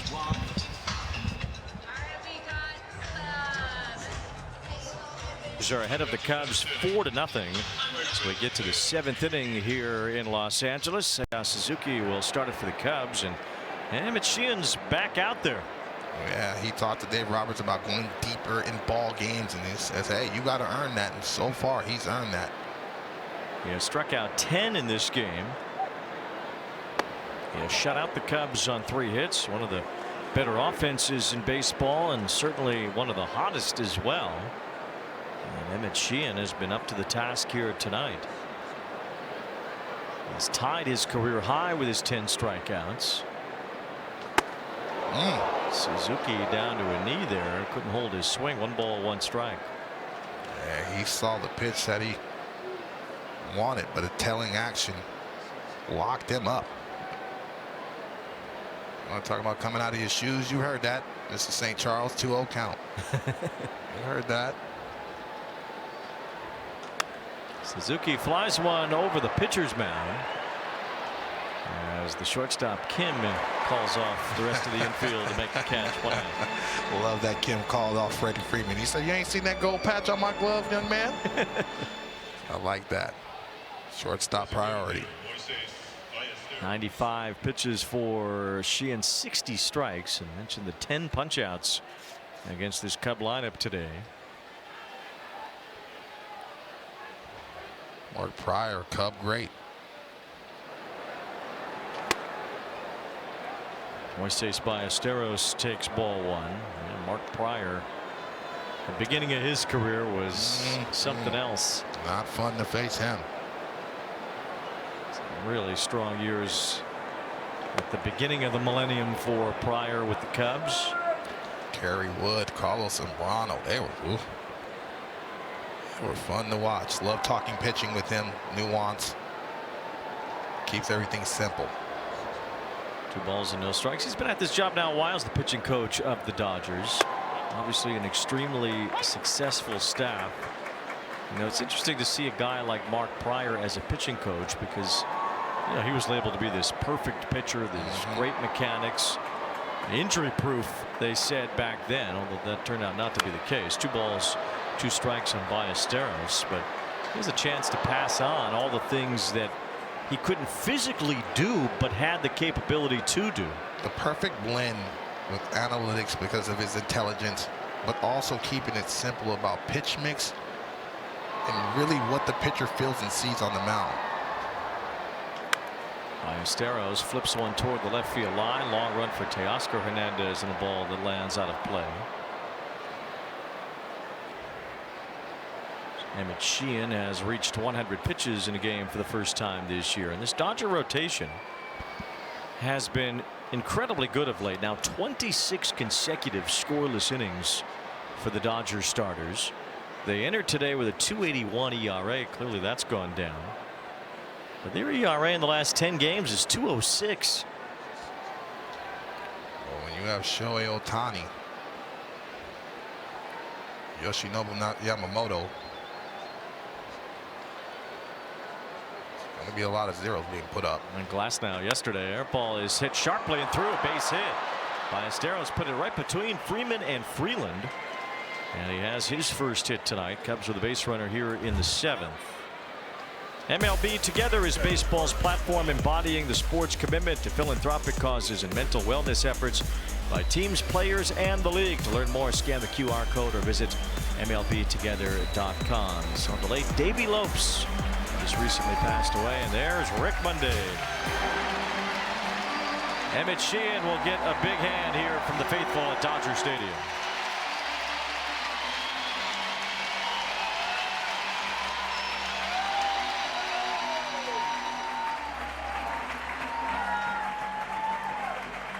Sparkling to begin the year, and Emmett Sheehan had his best start of the season tonight. Absolutely outstanding. The slider and the fastball command was there. And the occasional breaking ball to keep those Cubs hitters who have been on fire off balance thus far.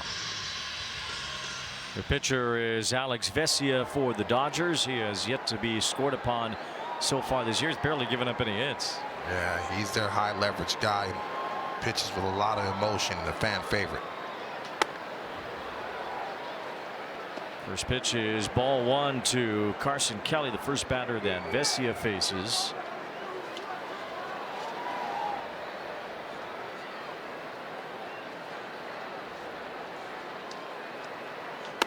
Now 2 balls and no strikes.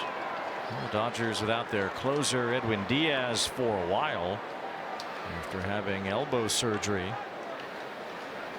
They're going to try to figure it out with the guys they do have, including Vesia figures to be part of that mix in the 9th inning some days as well. But Tanner Scott, who was brought in to close to begin with last year.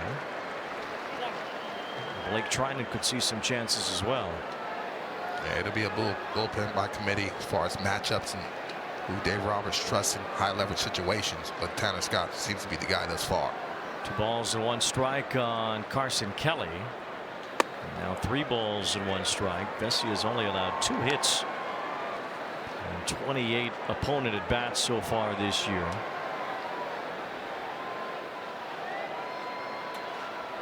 Still trying to find the command of the release point of that fastball. Landed a breaking ball. It's 3 balls and a strike. That one is in there, and it's 3-2.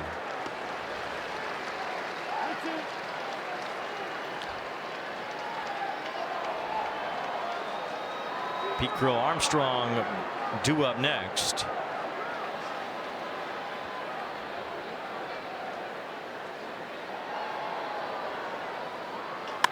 As Kelly sends one in the air to right center field. Not going to carry. Tucker has room and makes the catch. 2 down. Excellent adjustment by Alex Vesia. He didn't have command of that fastball. Felt a little rush. That's why he's missing high. Good game calling by Will Smith to get that breaking ball to land and fight back into the count and ultimately win that battle. Brings up Crow Armstrong, who is 0 for 2, struck out earlier. He's grounded out as well.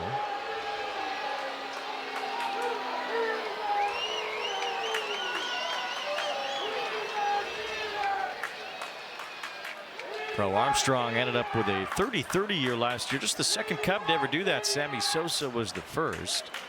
Though he did pretty much all of it before the All-Star break. He had 25 homers and 25 steals before the break last year. Didn't need to do much after that to get to 30-30, but his slide in the second half has seemingly continued into the beginning of this year as he continues to chase pitches out of the zone that have emptied out his batting average and even his power. It's only at 1 home run to start the year. He's ahead in the count, so now he can zone up something. 2 balls, no strikes. Now 3-0 as Vesia falls behind with Dansby Swanson on deck. We just met Ron Swanson, which was nice for us. Nick Offerman. Had to let everybody know. He did.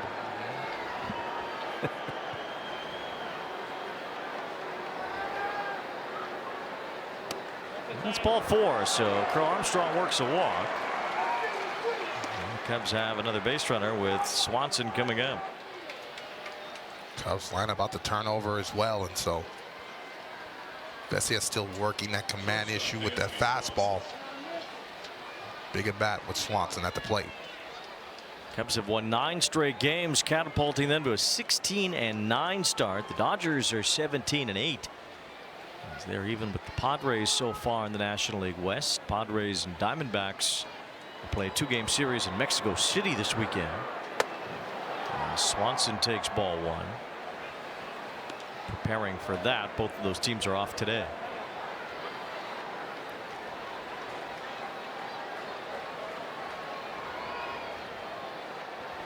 I like this mound visit by Will Smith. This is trying to calm Alex down and say, hey, let's focus on the batter here. What do you feel confident in to be able to get us back into the count? Maybe we need to make an adjustment to pitch backwards. Count 1 ball, no strikes on Swanson. The Cubs enter tonight's play tied with the Reds atop the National League Central. Cincinnati won tonight on a walk-off. Nathaniel Lowe hit his first 2 home runs of the year tonight. Second to finish off the Tigers. Swanson sends one toward left center, hit pretty well. Paez on the run, out near the wall, and he leaps up, and he can't make the play. The ball's against the fence, and 2 runs score. Ballesteros comes home, so does Crow Armstrong, and it's a triple for Dansby Swanson.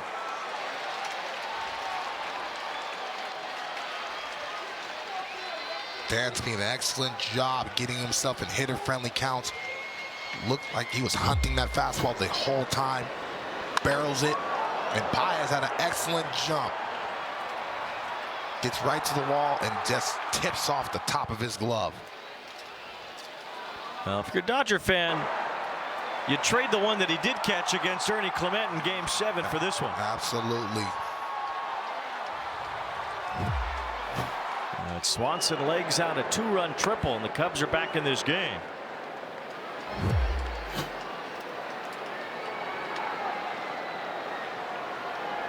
One of those runs charged to Sheehan. It's the first run allowed by Vesia this year. As Paez just couldn't catch up to that line drive to the gap off the bat of Swanson. Now a line drive to left field. That's a base hit for Horner. Swanson scores. The Cubs have 3 in the inning, and it's a 1-run game. This is what that lineup can do. Great Counsell talked about it. They don't give up any at-bats. Doesn't matter what part of the lineup and what part of the game they are in. If you make a mistake and let them in, they can do this right now.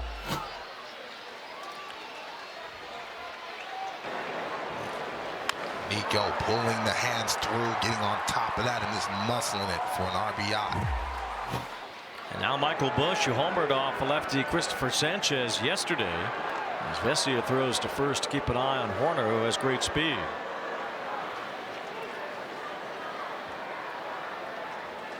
Horner had 29 stolen bases last year, the first Cub to have 20 or more in 4 straight years since Ryne Sandberg.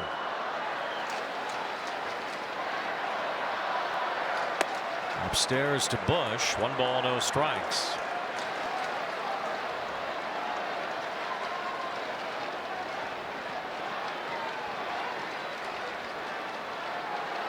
He goes gradually getting a little more, trying to get the attention of Vesia to make a mistake to Busch at the plate.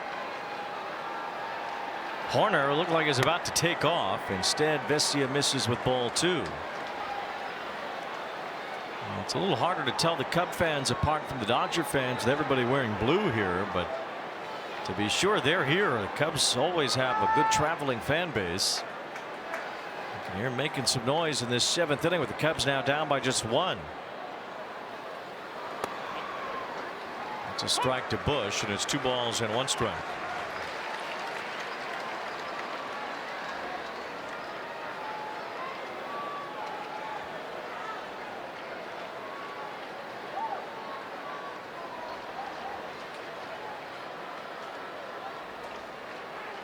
It's the second throw over from Vesia with Horner at first. Blake Trinan readying in the Dodger bullpen.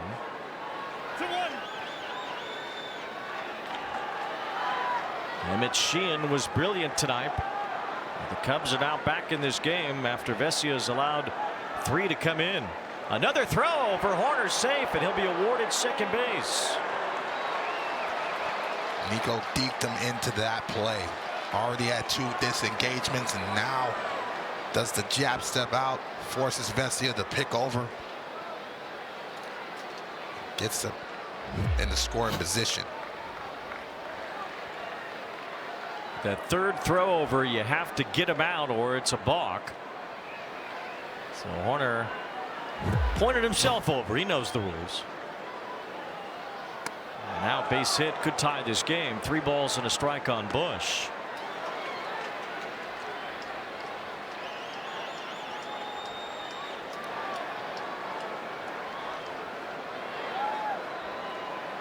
Vesia has been all over in terms of the strike zone. And a good pitch there makes it 3-2. That's only the 7th strike from Vesia on 19 pitches. Busch was trying to hunt and get out over the front of that fastball, something he can pull. Excellent pitch by Vesia. It's going to have to double up to get Busch out. 3-2. Swing and a miss, strike 3. Vesia keeps the tying run from scoring, but the Cubs are back in it. They put up 3 in the top of the 7th.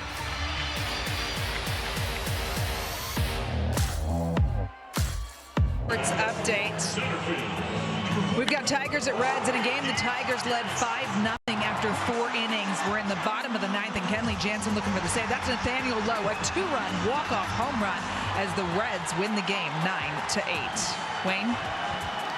The Cincinnati Reds finding ways to win in the early going. And kind of a 2-man offense for the most part. Here's Andy Paez slicing one to the right field corner past Suzuki and bouncing to the wall. Paez turns from second, takes for third. Relay from Horner, a good one. Paez is out.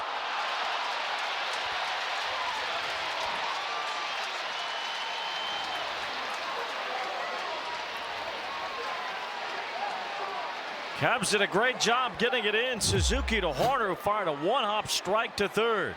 Excellent communication. That ball gets around Suzuki, but he hits the cutoff man. Nico with the rifle, 1 hop. I don't know if he touched him. Well, I think because Paz came off, Bregman did touch him again. See the initial tag, and then yeah, maybe on the backside of. Hard to tell. The Dodgers weren't convinced they would have had that overturned anyway. And Paz caught at third, trying to stretch that double into a triple.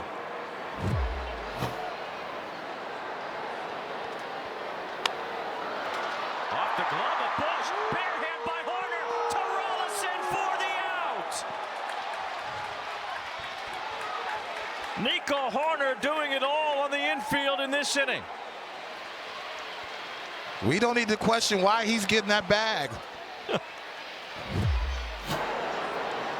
We've been talking about it all game long, of the defensive athleticism from both sides.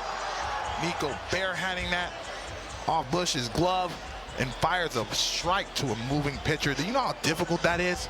Second baseman, number 76. Excellent. Well, that's a great job by the pitcher, too. And that ball's bouncing all over the place, off of the glove of Bush into the bare hand of Horner, who has to hurry the throw. The pitcher running to the back, catches it, looks for the base to touch it, and retires Ha-Seong Kim. 2 outs as Alex Freeland has a count, 2 balls and no strikes. Big crowd, as you'd always expect here, 53,733 on this perfect Friday night for baseball. Strike 1 to Freeland. Well, it was all Dodgers early, a 4-0 lead after 4. Emmett Sheehan struck out 10 in the first 6 innings. And Alex Vesia gave up some runs. The Cubs are back in it. And now their defense is taking over as Freeland keeps this inning alive with Shohei coming up.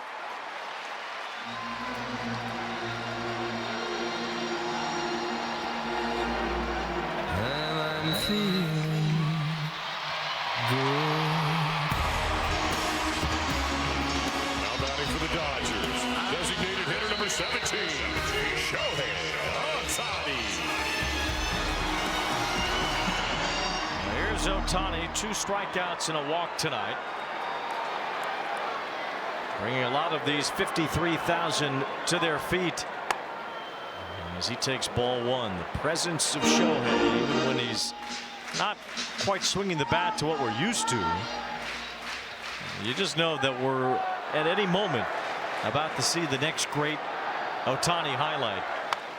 He yanks this one foul. Like a little bit of an example there of what you're talking about by being pull happy. He really yanked his bat and his head on that one. And he was looking for that pitch too, and so when you guess right, you charge at it. And he's the type of guy that doesn't need a lot of power, a lot of motion to generate the power that he has. Is it lefties better than righties so far this year? 1 ball, 1 strike. He cues this one foul to Dino Ebel, Dodger third base coach. See, sometimes his head leaves a little too early and already looking down right field. When he's locked in, it's straightaway center to left center.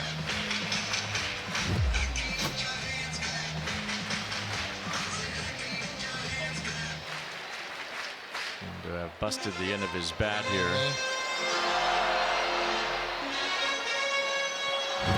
Hands rolling over. So when you hear that term roll over, that's what pitchers want the hitter to do, to roll over and hit that ball on the ground. Still hitting the ball on the barrel a lot of the time. 1 ball and 2 strikes on Shohei.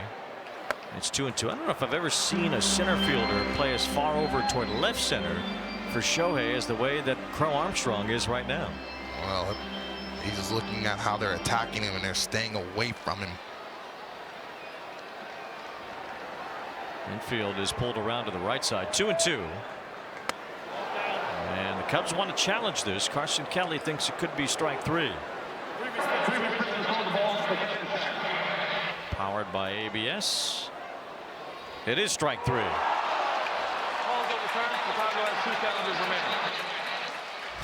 Third time Ohtani has struck out tonight. It remains a 1-run game as we go to the 8th.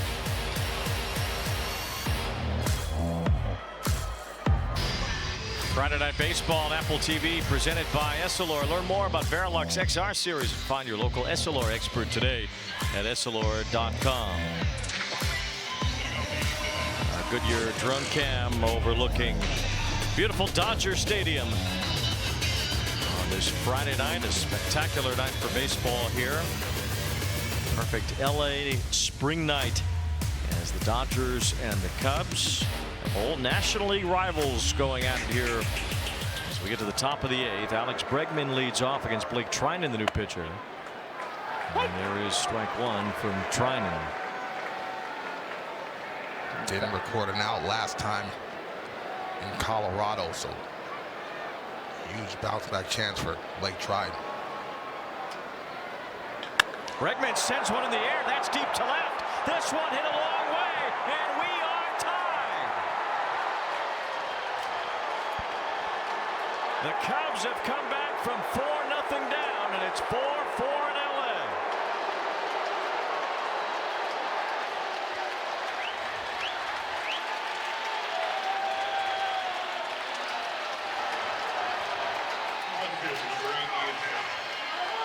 That's exactly why, Wayne, you pay Alex Bregman the big bucks. In big moments, he can show up like that. Finally got a pitch that he can extend his arms in and barrels it. And he knew it was gone right off the bat. 408 feet, a no-doubter from Bregman. And the Cubs, trying to win their 10th consecutive game, have come back to make it 4-4 here in the 8th inning.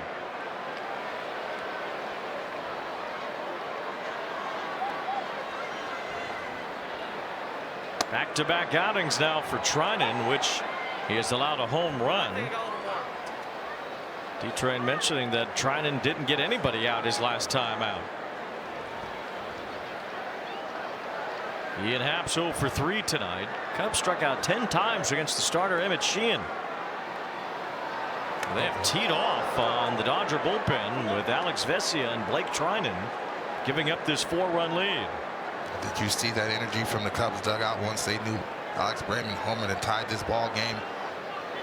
Tell me these games don't mean this time of year. Inside out swing and a base hit for Happ. Over toward the line. Hernandez grabs it and keeps Happ at first. Cubs have the go-ahead run on base.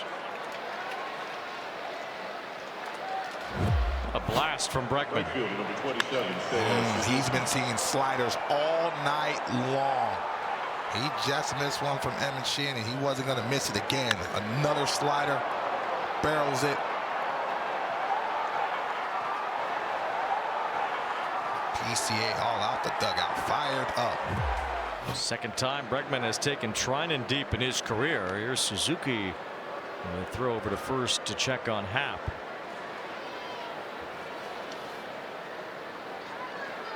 Cubs steal a good amount of bases. Most of that, though, is either Horner or Crow Armstrong.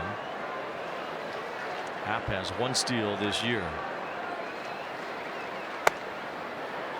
It's in there to Suzuki.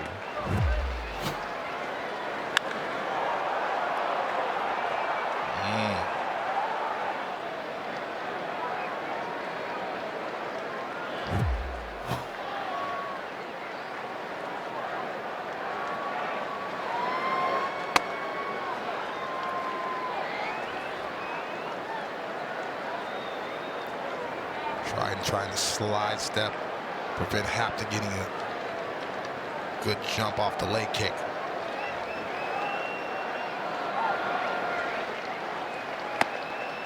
There's the good sinker there from Trinan, one that gets a lot more swings and misses than most. Trinan's had a good career as a Dodger, was instrumental in the 2024 championship. 2 balls, 2 strikes. Wasn't quite as effective last year coming back from that October run. Pitched throughout the postseason last year as well.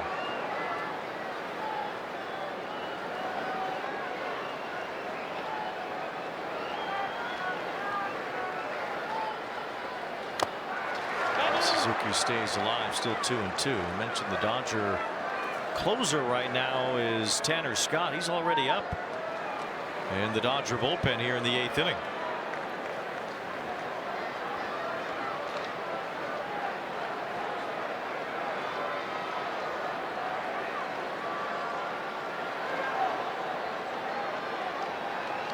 Happ a short lead at first as Suzuki punches out. One away here in the 8th. Let's go down to Heidi. Well, you guys mentioned Alex Bregman and his 5-year, $175 million contract. Craig Counsell said he would argue that the team doesn't have any superstars on it. He said we have guys 1 through 9 who can contribute and do damage. We don't have one guy that has to carry the load. That's been the case over this 9-game win streak. It has been offensive contributions up and down the lineup. A different guy has come through every night, guys. Well, that's how the Cubs have to get it done. Here's a liner left center field and a base hit for Ballesteros. It's up the alleyway. There goes Happ. He's on his way to third. He's being sent home. The relay to the plate. He is out at home. What a throw by Kim.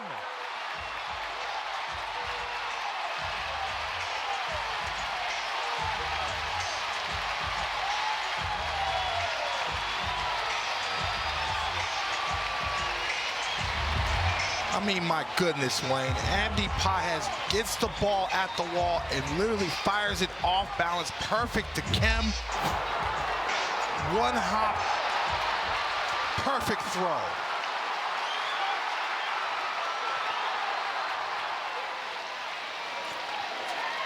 If you believe in this sport, in baseball as an art form, you have seen some incredible artists defensively tonight. The relay from Suzuki to Horner to the third baseman Bregman in the last inning. And now here Paez with an off-balance throw to get it to Kim with a one-hop perfect throw to Smith as he and Happ tried to score the go-ahead run. And how about the one-handed throw, bare hand catch and throw from Horner off Bush? As Paez throwing out Michael Bush at the plate earlier. Matt Shaw is now running at second base for Ballesteros. I know everybody saw the open. What did I say, Wayne? Defensively, both sides are elite. Well, we talked about it at length earlier tonight. Both of these teams pride themselves so much on their defense. And it's not talked about as much. We talk about hitting and home runs, pitching, but these two defenses are incredible.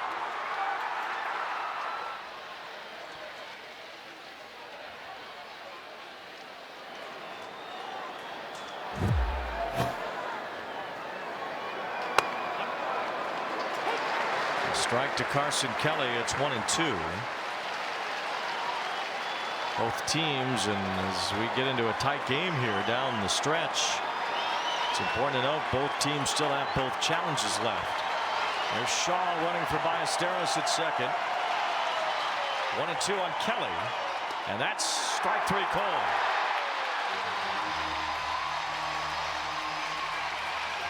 This inning started with a blast from Alex Bregman, a game-tying shot.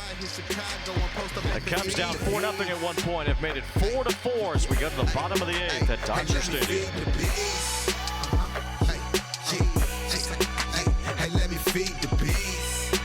Entered the day with 2,458 hits. I asked him if 3,000 is a goal. He said absolutely. Said he never thought about getting to such a lofty number when he started his pro career, but now he wants not just the 3,000 hits, he wants the extra base hit record for first baseman held by Todd Helton. Freddie needs just 37 to tie him. He wants most games played at first base. That's currently Eddie Murray. Freeman 237 shy of that mark. Wayne. Freddie Freeman looks at a strike from Ryan Rollison as we get into the bottom of the 8th inning with this game tied. Freeman tonight is 0 for 3. He and Shohei combined are 0 for 6. The Dodgers had the lead early. The Cubs have stormed back in the later innings, and quite a battle has brewed here out of nowhere between the Cubs and the Dodgers, two teams on a roll to start the year. That's why I never buy in the meetings the managers trying to downplay this matchup, that is just another matchup and you have to win games in April. No. They understand who's in front of each other. Freeman lifts one to left. This one off toward the end of the bat a bit as Ian Happ makes the catch, one out. And the Cubs are actually on a road trip that will feature the Dodgers and the Padres back-to-back. Craig Counsell, paying no mind to that whatsoever, said basically, well, they're just two teams on the schedule that we have to play along the way here. That sounds nice, but you saw everybody jumping up when Alex Bregman hit that home run, and you saw them down when the Dodgers were making their surge early in the ball game. And so this is a test. We love these. Well, it's a test for Ryan Rollison as well. Who is this guy? He came out of nowhere. The Cubs are just trying to find somebody that could pitch out of the bullpen here. They've had so many injuries pop up over the course of this start of the season, and here's Rollison thrust into a long relief role in a game that was 4-0, and now suddenly he's in high leverage innings here against the middle of the order. Well, they're in a situation where they told him go as far as you can, keep the game within striking distance. Rollison really has some pep in his step. I love what I see from a fastball anywhere from 93 to 95 miles an hour. Excellent secondary stuff, and he has a starter characteristics. Made his major league debut with Colorado last year. 2 balls and a strike.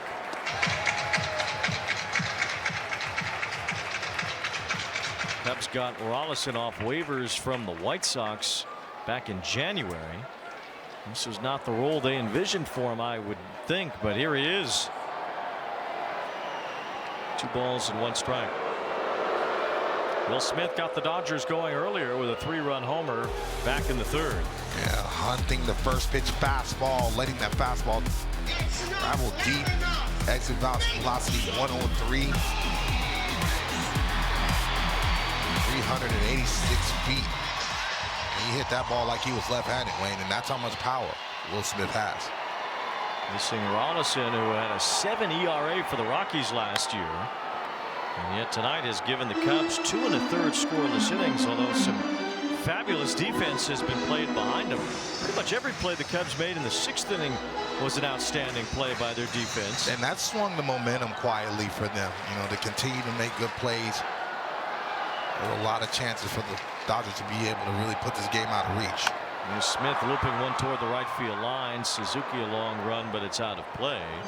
Then in the 7th inning, Pages started with a double. He was thrown out at 3rd, trying to stretch it into a triple on a terrific relay by both Suzuki and Horner. And then Horner made that great play barehanded off the glove of Michael Busch when Hae-Sung Kim was bidding for a base hit.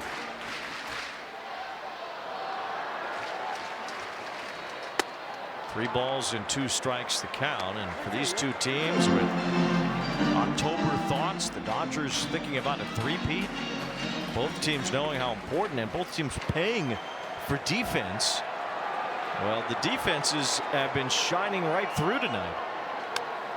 Still 3-2 on Will Smith. Tucker on deck. You have to defend on a high level and you have to pitch at a high level. Every year you see these offenses that are prolific, and if they don't have the depth on that mound or athletes that can defend, especially if you're Chicago Cubs, because that ball flies out at Wrigley. So if that ball's in play, you got to get it. A full count on Smith. And a high pop-up. Horner goes out to get it. Suzuki's in calling for it. 2 outs. Adobe standout score tonight. Alex Bregman's game-tying home run. Yeah, he's been attacking those sliders all day long. Finally got one. Dodgers flipped down to tie the game. Big moment for Alex Bregman. Kyle Tucker will stand in here against Ryan Rollison, who has now gone 2 2/3 scoreless innings, keeping the Cubs right in this thing, and even staying in it as the Cubs have battled back to tie it. Counsell said earlier, if you get into a situation where you're wondering why a certain pitcher is pitching in a certain spot, don't ask. That's all I got. You know what? And I respect that answer. Just go out there and win battles. It's been a battle here tonight. 1-0 on Tucker. As that missed just inside ball 2. Cubs 4, Dodgers 4. Cubs winners of 9 straight. The Dodgers, a bit of a tough road trip going to Colorado and San Francisco. Winning just 3 out of the 7 games. Didn't score much against the Giants.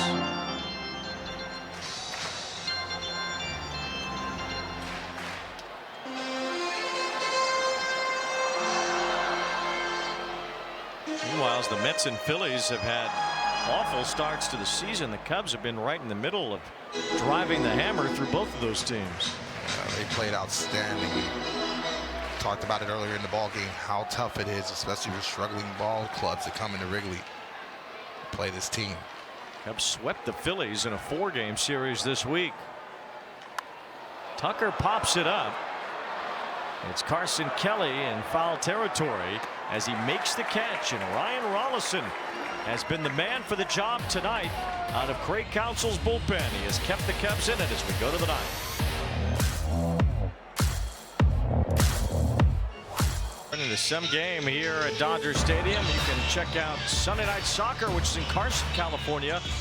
A Western Conference rivalry. Former German international Marco Reus and the LA Galaxy host Diego Luna's high-flying Real Salt Lake. Coverage begins at 6:30 Eastern right here on Apple TV.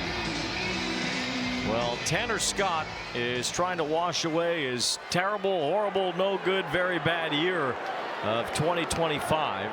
Renewed mechanics, a better delivery, more conviction, and so far much better results for Scott, who was trying to find that rebound and also has found himself back in the closer's role with Edwin Diaz out. Yeah, thus far he seems more convicted on the mound. That slider has a little bit better tilt than last year. Swing and a miss by Pete Crow Armstrong. Scott didn't even pitch in the playoffs for the Dodgers, a guy they gave 4 years and $72 million to be an anchor in the back end of the bullpen. He was anything but last season, but he says that was last year, and now it's a whole new year, a chance to try again and show that he can still be a very good pitcher at this level. They're going to need him down in the back end of that bullpen, and so unfortunately with the injury to Diaz, he finds himself back in that situation. Got a chance to talk to him earlier in the ball game before, and he says he's really convicted in what he's doing right now. So far so good. Dodgers don't expect Diaz back until later in the year. As Armstrong lines one to left, that's a base hit. So Pete Crow Armstrong smacks one the other way against Scott, and the Cubs have their fastest man on base to start the 9th inning. Nice piece of hitting by PCA. This is a slider off the plate, and he's looking that way to drive that ball that way. Here we go.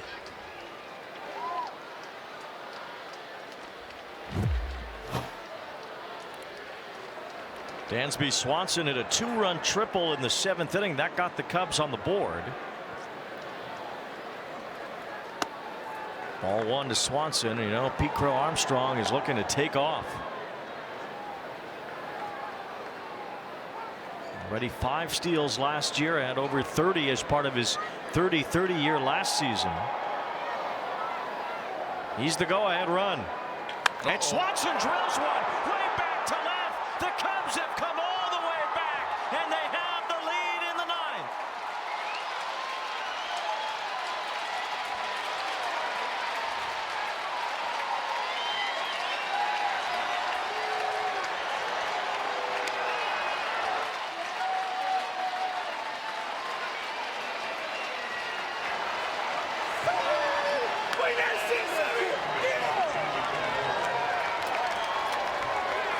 Tanner Scott trying to abbreviate that move to the plate, hoping that PCA didn't run, and he made a mistake. To Dansby Swanson, hit one to the people. Tanner Scott, who had been pretty lights out to begin the year, just 1 run allowed in his first 12 appearances, gives up a hit to the lefty Crow Armstrong, and then a smack off the bat of Dansby Swanson, who's driven in 4 runs now tonight. And that's your 9-hole hitter. They're starting to find it with confidence at the plate. It's his 6th home run already this year.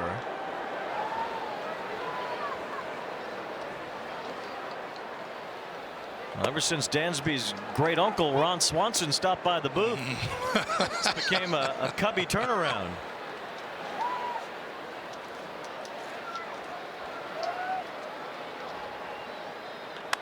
This ball laced to the left field line, but foul off the bat of Nico Horner.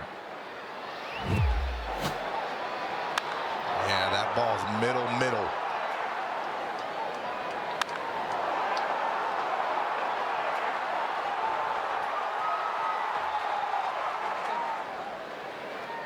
PCA knew it off the bat.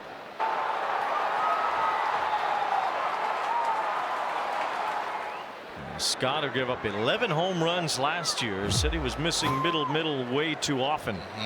And he just did it again. And Dansby Swanson, who has a lot of power, ready to unload.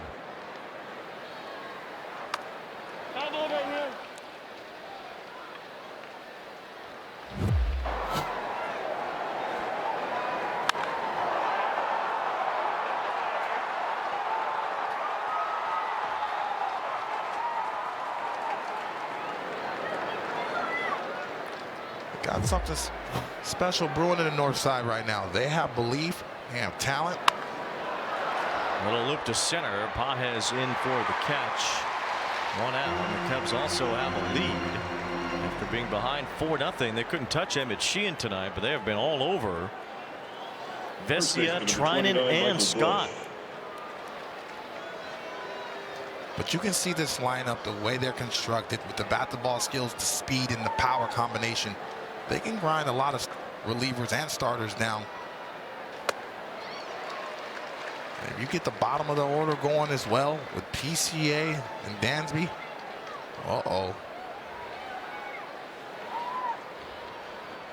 Now Ryan Rollison, who went 3 scoreless innings against this Dodger lineup out of the bullpen, is in line for just his 2nd major league win. And Corbin Martin, who has a 6.29 career ERA, is warming up to try to get the save in this one. Whatever it takes. There's Edgardo Enriquez getting loose in the Dodger bullpen. As Bush fouls one off, it's 1-2.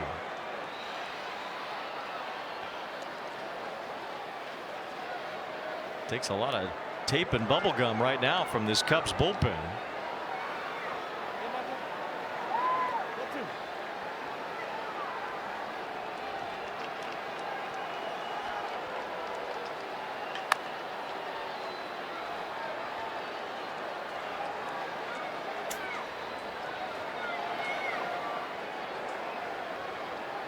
If you're the Chicago Cubs, you give some of your plus guys a day off. It resets the bullpen to be able to steal a victory like this. Huge.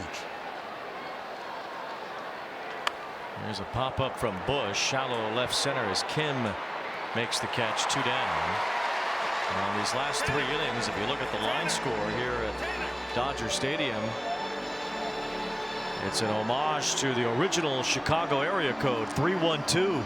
3 in the 7th, 1 in the 8th, and 2 in the 9th have given the Cubs a come-from-behind lead.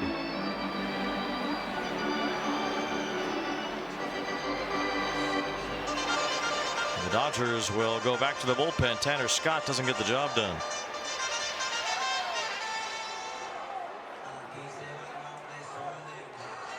Walk-off hit as a Cub yesterday. The team has been working with his mentality at the plate, taking his defensive swagger into the box. His hitting metrics have increased significantly across the board. Walk rate significantly higher than his previous 10 seasons. His swing rate,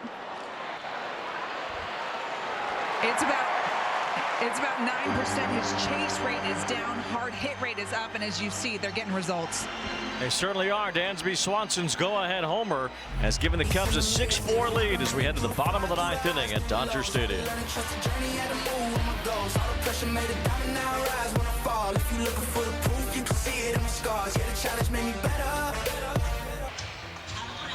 It's a beautiful night here at Dodger Stadium as our Goodyear drone cam has given us some impeccable shots looking over Los Angeles tonight. It was all Dodgers early in this one. They had a 4-0 lead after 4 innings. Emmett Sheehan was cruising. As soon as Sheehan came out of the game, the Cubs took over. They've scored 6 in the last 3 innings, and they need 3 outs for their 10th straight win. But it's easier said than done when they have a journeyman trying to get those 3 outs. Corbin Martin looks for his 3rd major league save. Grand Counsel said it.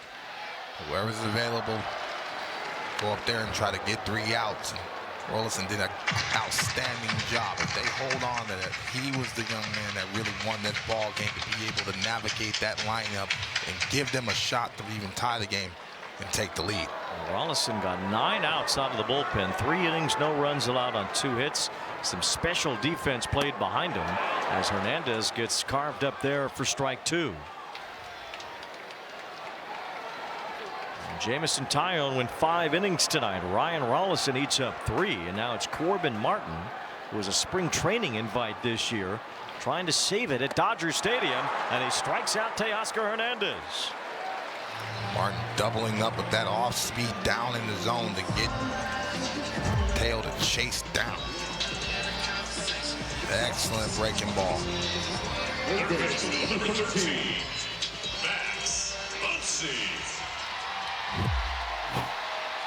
And 1 out here is Muncy, who has a double and a run scored. Came home on Kim's base hit in the 4th inning. That was the last Dodger run. And there's a strike to Muncy, who's followed by Andy Pages. Dodgers would need to do some work to give Shohei one more swing tonight.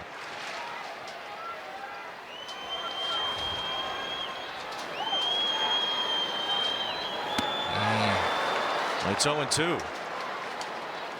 Martin's wasting no time, being very aggressive. Says, I might not be a closer, but I'm going to try to close it tonight. He was a prospect at one time. He was a 2nd-round pick out of Texas A&M, drafted by the Astros. As Muncy lines one to right center, Crow Armstrong backs up, makes the catch on the warning track.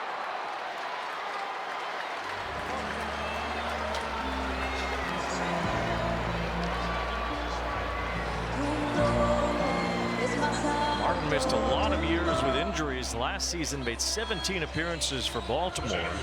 That's the most he's even pitched in the major leagues. He had some starts early in his career with the Astros and the Diamondbacks. Andy Pages with 2 outs. Takes ball 1. We have seen some incredible defense tonight. Pages has been in the middle of a few of them. 2 on the Dodger side. He was thrown out at 3rd on a great relay by the Cubs in the 7th. 1 ball, 1 strike.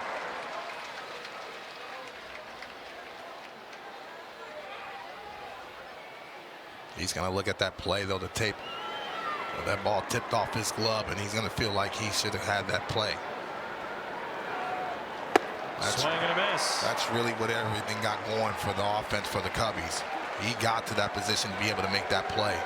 9 times out of 10, you've seen it. Andy Pages makes that catch.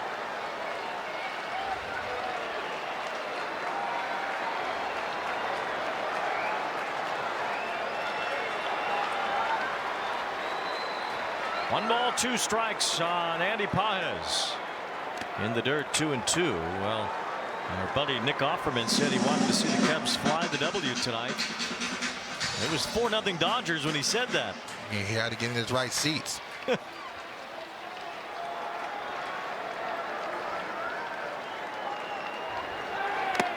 Pages stays alive, and it's still 2-2.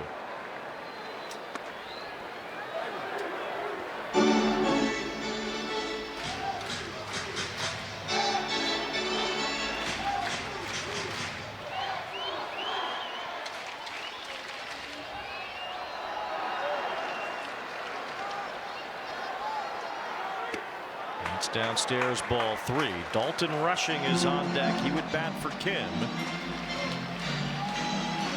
If Pages can keep this game alive, Rushing has been off to a ridiculous start this year.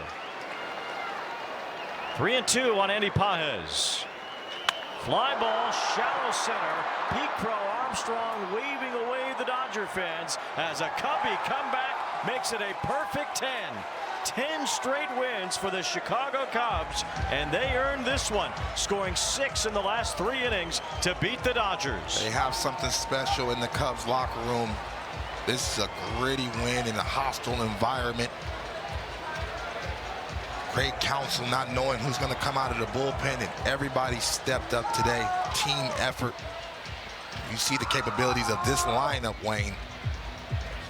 Didn't score anything until the 7th inning. But man, when they got going, they got going. Ryan Rollison and Corbin Martin combined for 4 shutout innings out of the bullpen. Against that lineup. Against that lineup. So Craig Counsell said, whatever it takes to win ball games, that's what they're doing right now. And they're playing with a ton of enthusiasm and a ton of belief right now.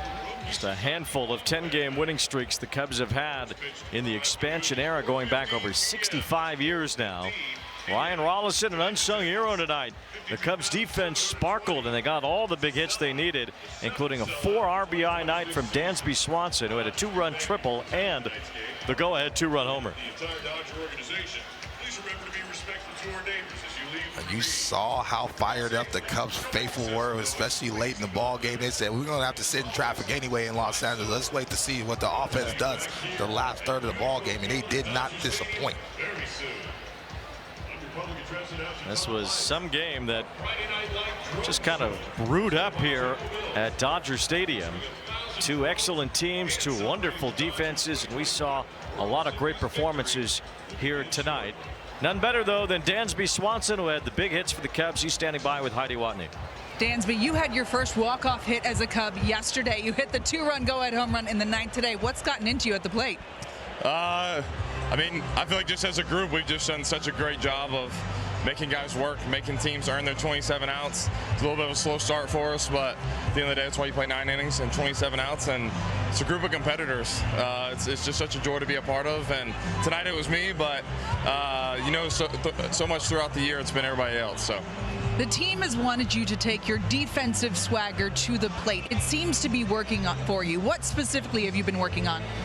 Just being free and athletic. I think sometimes we can get so mechanical at the plate, but sometimes you just need to play like a little bit of wiffle ball out there and just go and enjoy yourself and have fun. I know it sounds really cliche, but just sometimes you just got to remember that God gave you so much ability, and you just got to go out there and play. You guys do look like you're having fun out there, and the defense up the middle with you and Nico and PCA in center. How special is what you guys have defensively? I mean, it's everybody. Cars behind the plate, pitch calling, Miggy, same thing, just controlling the staff. Greggy over at third is unbelievable. Bushy's is an unbelievable first baseman. Ian Happ's won 4 straight Gold Gloves. Seiya and Wright. I mean, it's really an identity of this group, and it's something that we take pride in, and we have a high standard for. You've won 10 straight. That's obviously very fun. What's working for you guys? I mean, just like I said, being good in every phase. Base running, defense, pitching, offense, grinding out at bats, winning culture, guys that care about one another. I mean, it's a full spectrum, and it's something to be proud of. It's also fun to watch. Thanks, Dansby. Keep that dad strike going. Thank you. Back to you guys. Awesome. Thank you. 10 straight wins for the Cubs. They had to earn this one in Los Angeles tonight to fly that W again. Don't pull out your flag just yet, Wade. Dansby Swanson led it for the Cubs tonight. Cubs win. They beat the Dodgers. We'll be back to wrap it up.